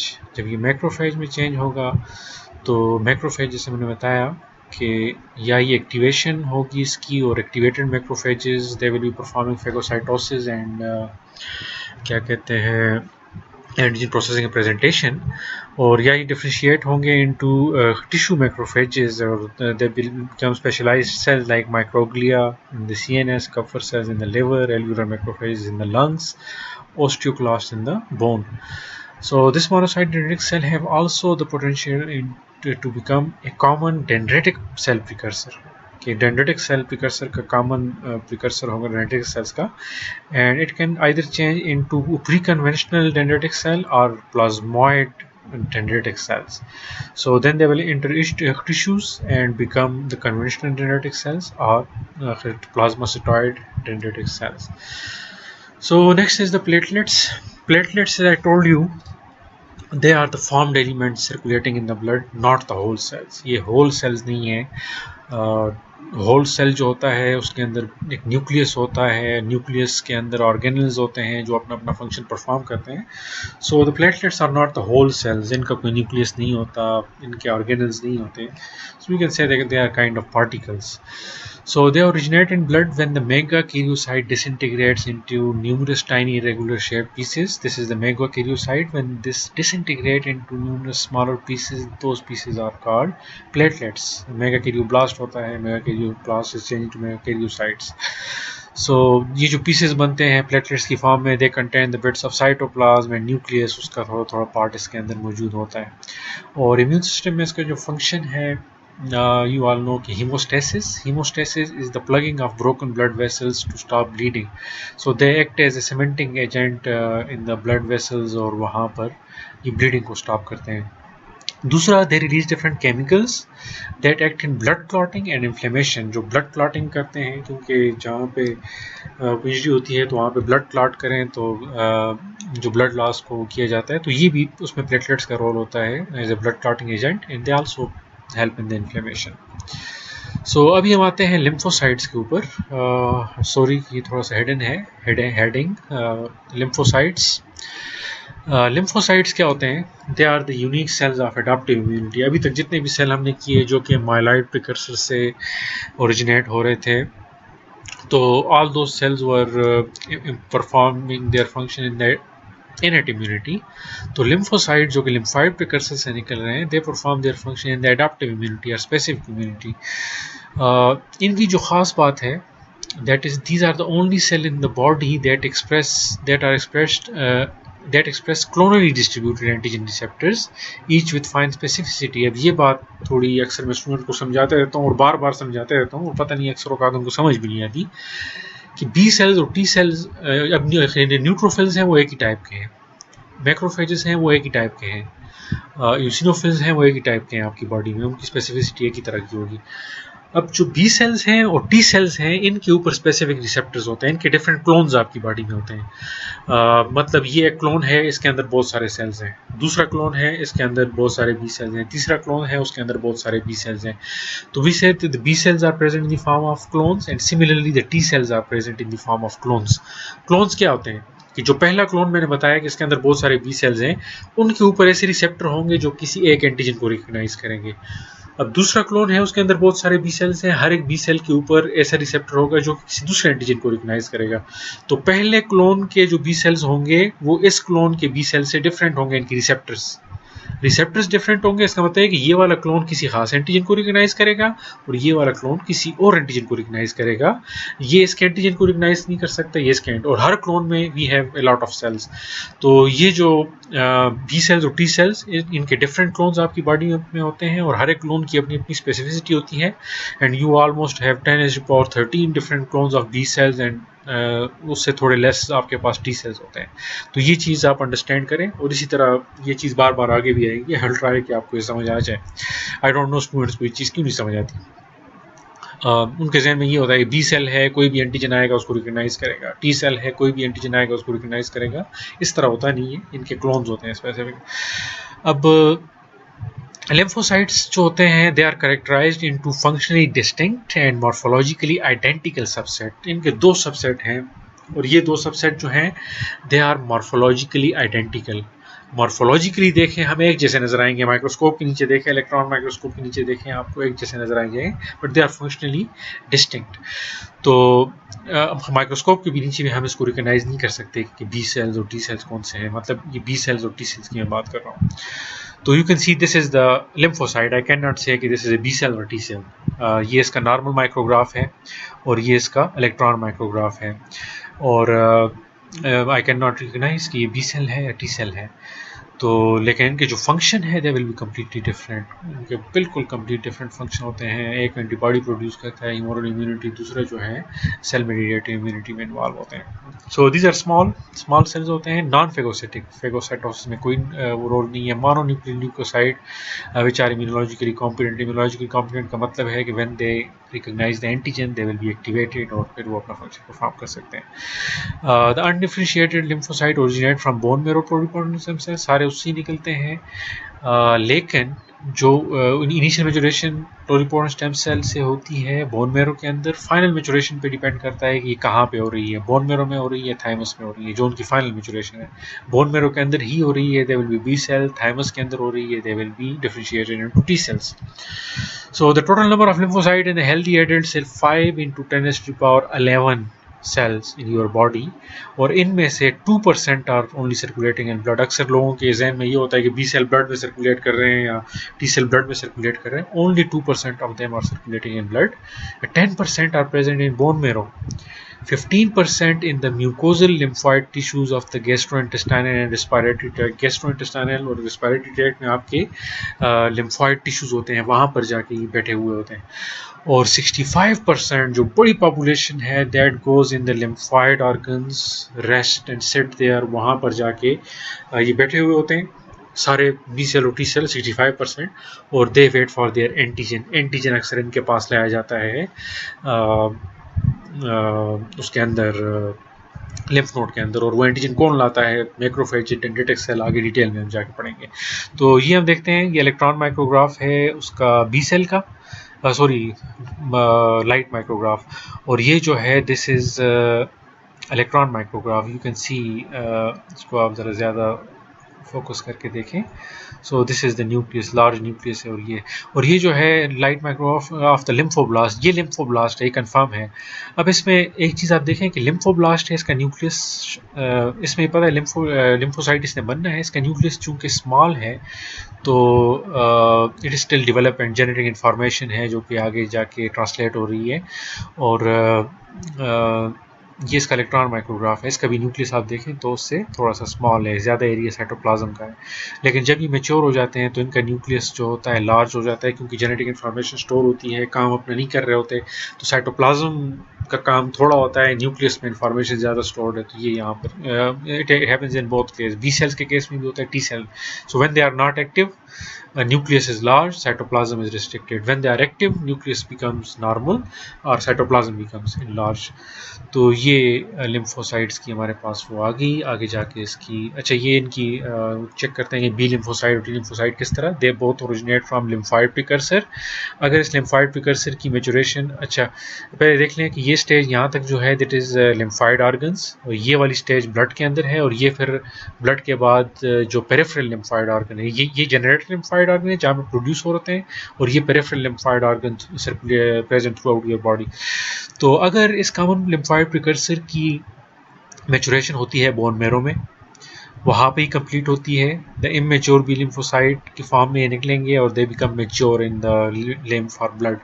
और वहाँ पर जब मेच्योर होंगे then they will enter the lymph peripheral lymphoid organs, lymph nodes हैं आपके, स्प्लीन है, और mucosal and cutaneous lymphoid tissues वहाँ पर जाके पॉपुलेट होंगे, और वहाँ से रिसर्कुलेशन की होती रहती है। They can transfer to the site of infection again, वहाँ पर जा सकते हैं। और ये this is for B cells. Similarly ये कॉमन लिम्फाइड प्रिकर्सर की अगर मैच्योरेशन जाके थाइमस के अंदर हो, तो थाइमस के अंदर they will become mature naive T lymphocyte, वहाँ पे ये टी लिम्फोसाइट बनेंगे, बी लिम्फोसाइट नहीं बनेंगे। और then they will be matured, और मैच्योरेशन के बाद they will be populated in the lymphoid organs, जहाँ पे बी सेल पहले आए हुए हैं, यहाँ पे टी सेल भी आएंगे और यहाँ पर आकर बैठ जाएंगे। They will wait for any signal from macrophages and genetic cell, जो कि यहाँ पर आके इनको बताएंगे एंटीजन, फिर ये एक्टिवेट होकर जाएंगे उसी साइट पे जहाँ से मैक्रोफेजेस और वो एंटीजन। तो ये प्रोसेस हम डिटेल में आगे जाके पढ़ेंगे। सो ये नॉर्मली होता है उसके अंदर। This is B lymphocyte.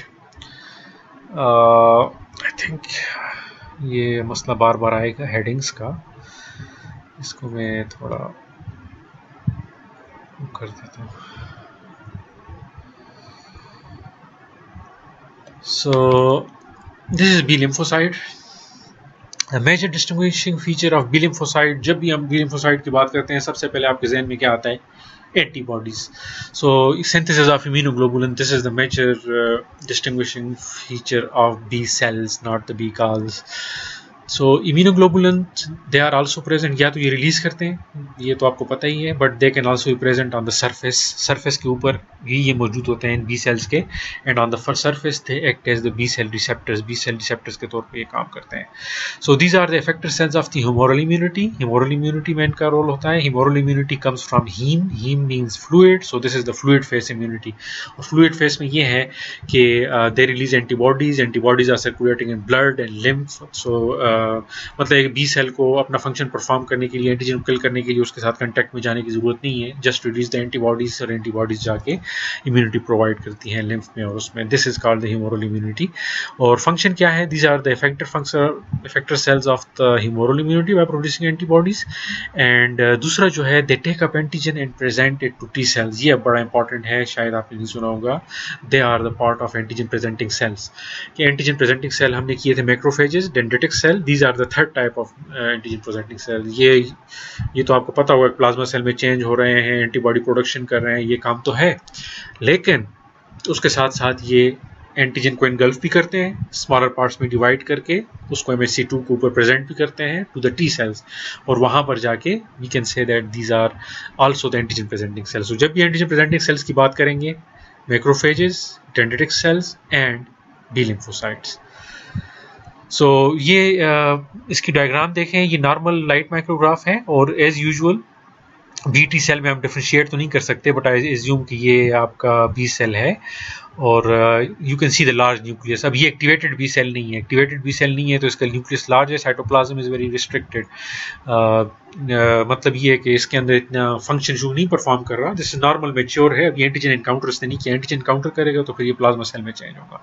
और this is the cartoon depiction है, शो कर रहा है कि ये न्यूक्लियस है और ये बी सेल है, ऊपर बी सेल रिसेप्टर्स, और ये प्लाज्मा सेल है। जब ये बी सेल एनकाउंटर करता है किसी एंटीजन को, जब ये किसी एंटीजन को एनकाउंटर करेगा, तो it can either change into plasma cell और it can change into memory cell. जो प्लाज्मा सेल होंगे they will start producing antibody. So let's say it has encounter antigen, तो कुछ सेल मेमोरी सेल्स बना देंगे और they will maintain the immunological memory, और अक्सर सेल्स होंगे they will change into plasma cell. अब ये प्लाज्मा सेल है द लाइट माइक्रोस्कोप के नीचे, इसको आप देख रहे हैं, स्टैनिंग इसकी नॉर्मल हुई हुई है। सो इसमें आप देखें as compare to mature B cell, large nucleus, small cytoplasm, लेकिन यहाँ पर जो न्यूक्लियस है लार्ज है या उसी जितना है, लेकिन साइटोप्लाज्म का साइज इंक्रीज हो गया है, बिकॉज इसकी अब साइटोप्लाज्मिक मशीनरी एक्टिव हो गई है। It is continuously producing genes जो है, प्रोटीन्स बना रहे हैं, light chain, heavy chain, they are assembling, और वो जाके रिलीज हो रहे हैं एंटीबॉडी के फॉर्म में। तो नाउ इट्स फंक्शनल। ये अब स्टैटिक मशीन नहीं है लाइक दिस वन, इसकी तरह स्टैटिक मशीन नहीं है, मशीन इज कंटिन्यूसली वर्किंग। और ये मशीन क्या कर रही है कि एंटीबॉडी प्रोडक्शन कर रही है। तो ये इसका इलेक्ट्रॉन माइक्रोग्राफ है, वेरी नाइस वन, जिसमें ये this is the actual plasma cell under the microscope, और इसमें आप ये न्यूक्लियस देख सकते हैं लार्ज, और इसके अंदर ये ऑर्गेनेल आप देख सकते हैं, माइटोकॉन्ड्रिया इज हेयर, और rough endoplasmic reticulum is here, और गोल्जी कॉम्प्लेक्स इज हेयर। तो ये very nice electron micrograph. So this was about B lymphocyte. अब हम आते हैं T lymphocytes के ऊपर। T lymphocyte, they also arise from pluripotent stem cell and bone marrow, but initial maturation bone marrow में होती है. The final maturation that takes place in the thymus में जाके इनकी मैचुरेशन कंप्लीट होती है। वहाँ ऐसा इन्वायरमेंट होता है कि जो इनके कॉमन कर्सर को चेंज कर देता है इनटू टी सेल्स। इसको हम डिटेल में पढ़ेंगे जब हम बी सेल और टी सेल डेवलपमेंट करेंगे कि थाइमस के अंदर किस तरह ये चेंज होते हैं। So the mature T cell जब ये मैच्योर होते हैं they move to lymphoid organs just like B cells. अभी मैंने आपको बताया भी था कि लिम्फॉइड ऑर्गन्स में जाके ये मूव करते हैं और वहाँ से आके ये फिर अपना फंक्शन परफॉर्म करते हैं। दे वेट फॉर द एंटीजन आके फिर इनका function. So they do not secret antibodies. Antibodies का इनका कोई काम नहीं होता, एंटीबॉडी प्रोडक्शन ये नहीं करते। इनका जो काम है that is cell mediated immunity में होता है। और सेल मेडिएटेड इम्यूनिटी का मतलब ये है कि they have to come in contact. अब बी सेल का मैंने बताया था ह्यूमोरल इम्यूनिटी है, B cell don't have to come in contact with the antigen. लेकिन ये जो टी सेल्स हैं they are important in cell mediated immunity. Cell mediated immunity में the T cell will have to come in contact with that. इसकी अक्सर मैं example देता हूँ कि दो सिनारियो हैं। जो फर्स्ट सिनारियो है I am a lymphocyte, I don't know if I am B lymphocyte T lymphocyte. जो पहला सिनारियो है उसमें मेरे पास गन है and I have been given a target कि इसको आपने शूट करना है। तो गन है, I am standing here, I will see the target, I will just shoot it. ठीक है, तो I am not going near the target, target के साथ हाथ नहीं लग रहा।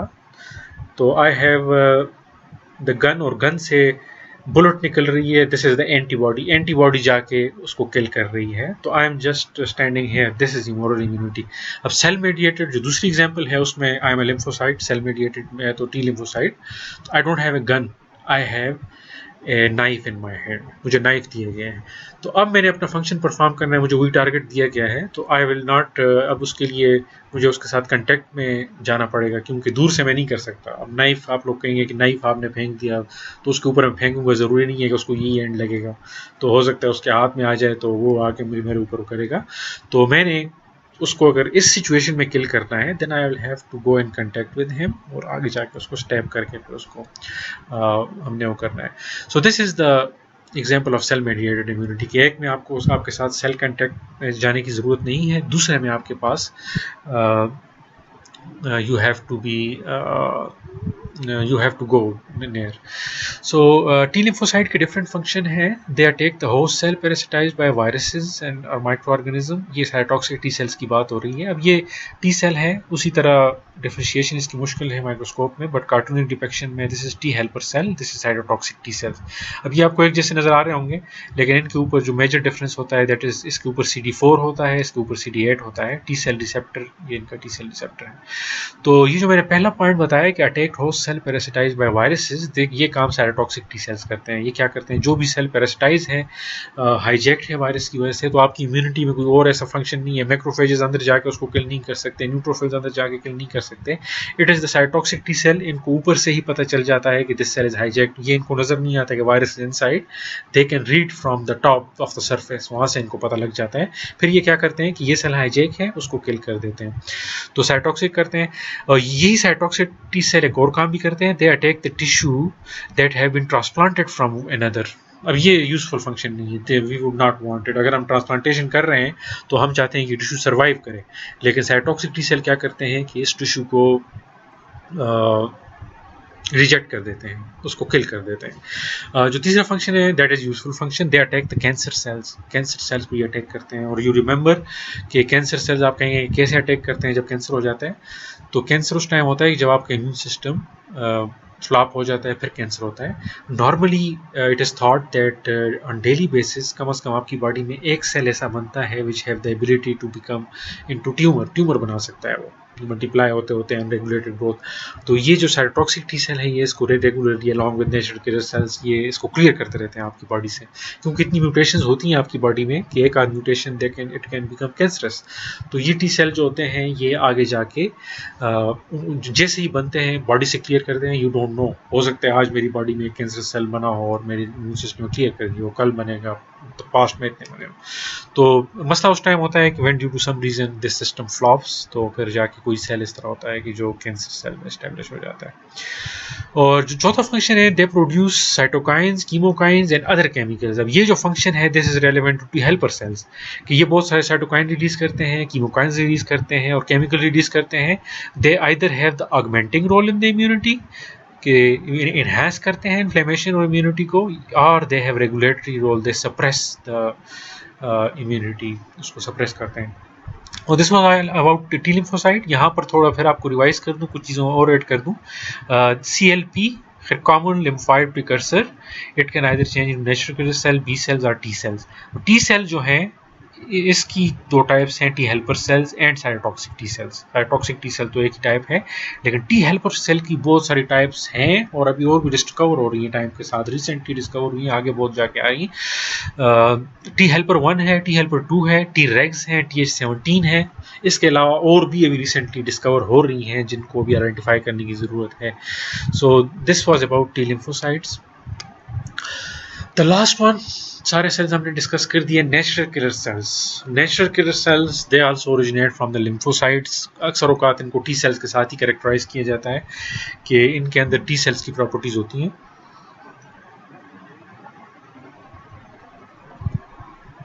अब नेचुरल किलर सेल जो है, they are the lymphoid cells that are closely related to the B and T lymphoid cells हैं, ये lymphoblast होते हैं, लेकिन similarities हैं, but in many ways they are different from the other lymphocyte. Number one, they don't express antigen specific receptors. अब B cells हैं, इनके ऊपर एंटीजन स्पेसिफिक रिसेप्टर्स हैं in the form of antibodies, immunoglobulins, IgM और IgD उनके ऊपर होते हैं। टी सेल्स हैं, इनके ऊपर स्पेसिफिक रिसेप्टर्स हैं, टी सेल रिसेप्टर इनको कहा जाता है, जो किसी खास एंटीजन को रिकॉग्नाइज करते हैं, पेप्टाइड को, और उसको करते हैं। वो ये काम करते हैं, इनके ऊपर स्पेशलाइज्ड रिसेप्टर्स नहीं होते। दूसरा ये है कि they are not considered the part of innate immunity, ये स्पेसिफिक नहीं होते। बी लिम्फोसाइट किसी खास एंटीजन के अगेंस्ट होते हैं, in certain condition specific immunity बनाते हैं एक ही पैथोजन के अगेंस्ट। यही काम टी लिम्फोसाइट करते हैं कि अंडर सर्टेन सिचुएशन किसी खास पैथोजन के अगेंस्ट किसी किस्म की इम्यूनिटी बनाते हैं। तो they are not forming specific immunity, they can recognize anything foreign or anything dangerous। कौन कौन सी चीज़ें होती हैं उसको हम आगे डिस्कस करेंगे।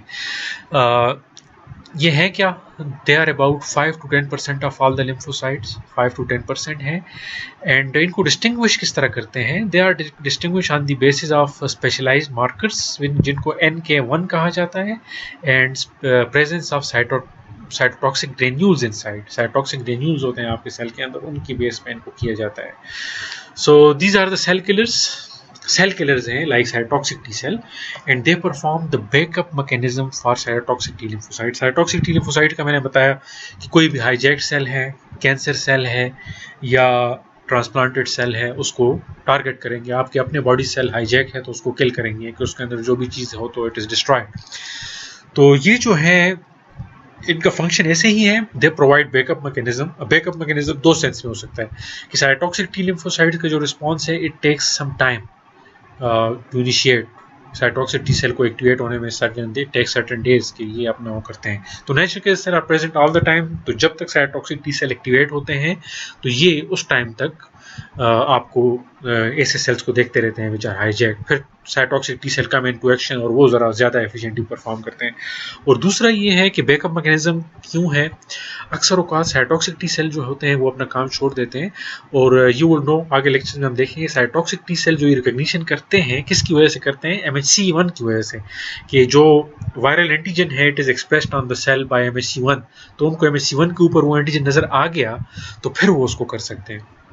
तो ये जो हैं आपके नेचुरल किलर सेल्स, ये क्या करेंगे, अक्सर औकात हाईजैक्ड सेल MHC एक्सप्रेशन छोड़ देते हैं, कैंसर सेल MHC एक्सप्रेशन छोड़ देते हैं।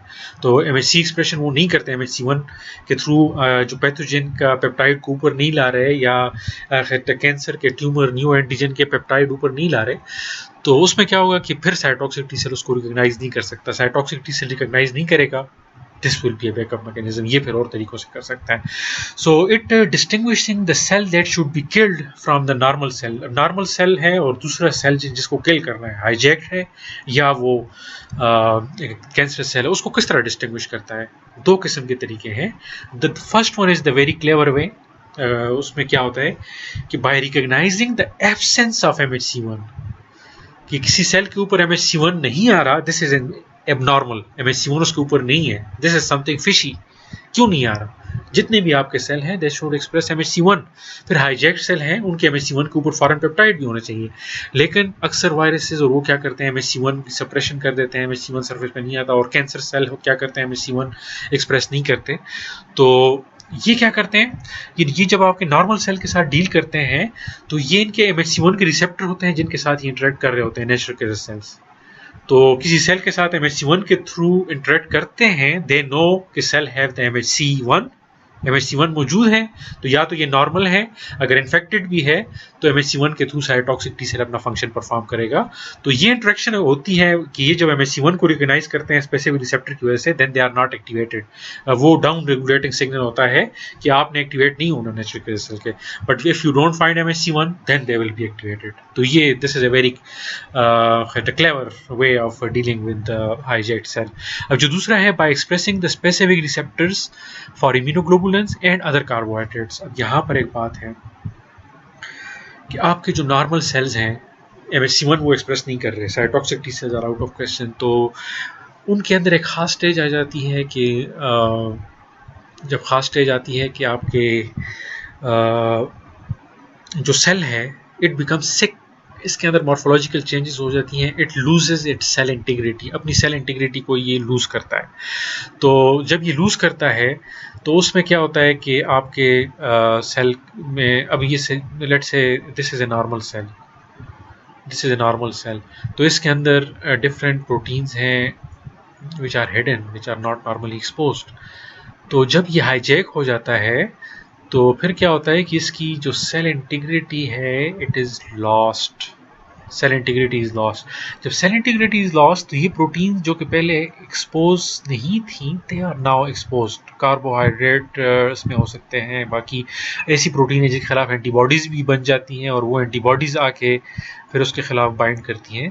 तो ये हाईजैक्ड सेल है, MHC1 एक्सप्रेस नहीं कर रहा था, तो ये इस हाल तक पहुंचा, ये इस हाल तक पहुंचा और इस हाल में इसने वो किया। तो अब नेचुरल किलर सेल क्या करेंगे, ये जो प्रोटीन्स एक्सपोज हुई हैं उनको रिकॉग्नाइज करेगा थ्रू डिफरेंट रिसेप्टर्स। जब रिकॉग्नाइज करेगा तो फिर उसके बाद ये एक्टिवेट होगा, और या ये एंटीबॉडी जो इसके साथ बाइंड है इसको FC रिसेप्टर के थ्रू बाइंड करेगा। आपके FC रिसेप्टर होंगे, ये इस एंटीबॉडीज को रिकॉग्नाइज करेंगे और ये ATDCC antibody dependent cell mediated cytotoxicity भी इसको कहा जाता है। तो ये काम ये नेचुरल किलर सेल करते हैं। ये जो दूसरा मैकेनिज्म है वो इस तरह इसको करता है। तो जब ये एक्टिवेट होगा क्या करेगा कि इसके जो साइटोटॉक्सिक ग्रेन्यूल्स हैं, वो साइटोटॉक्सिक ग्रेन्यूल्स जो होते हैं they almost have similar contents like cytotoxic T cell के, they have perforins, they have granzymes, they have granulysins। अब परफोरेंस क्या करेंगे, सेल के अंदर होल बनाएंगे, perforins will penetrate inside and जो ग्रेन्जाइम्स हैं they will go inside the nucleus, वहाँ पर एपोप्टोसिस इंड्यूसिंग जीन को ऑन करेंगे और इस सेल को एपोप्टोस कर देंगे, this cell will be cleared. तो this is how natural killer cell perform their function, और remember they perform their function in the is the backup mechanism कि साइटोटॉक्सिक टी सेल से एक्टिवेट होने से पहले जब तक वो एक्टिवेट होते हैं, या cytotoxic T cells have flopped because MHC1 के ऊपर नहीं आ रहा तो फिर ये अपना फंक्शन परफॉर्म करते हैं। So this was the last cell, natural killer cells. So this was all about cells of the immune system. I hope कि आप लोगों ने एंजॉय किया होगा अपना पहला online lecture. So although this was not a normal lecture, normally जब हम बोर्ड पे जाते हैं वो करते हैं, इसके लिए काफ़ी प्रिपरेशंस करनी पड़ी, स्लाइड्स, फिगर्स, ये डेटा सारा करना पड़ा। तो लेट मी नो, अपना फीडबैक मुझे बताएं कि कैसा आपको लगा, क्या इज दिस सिस्टम ओके या इसको हम कैरी कर सकते हैं या नहीं। इसके अलावा ऑनलाइन जो हमारे सेशन होंगे माइक्रोसॉफ्ट टीम्स के ऊपर, तो उसमें हम डिस्कशन करेंगे question and answers, you can ask different questions. So see you then, and these are the recommended books. जो कि पहली बुक है this is the major book आपकी, जिससे मेजर मटेरियल लिया गया है, और इसके अलावा क्यूबिज्मिनोलॉजी है, यहाँ से भी थोड़ी हेल्प ली गई है। तो ये 3 बुक्स आप पढ़ सकते हैं with the major focus on the first book. So see you next time with another topic, or bye.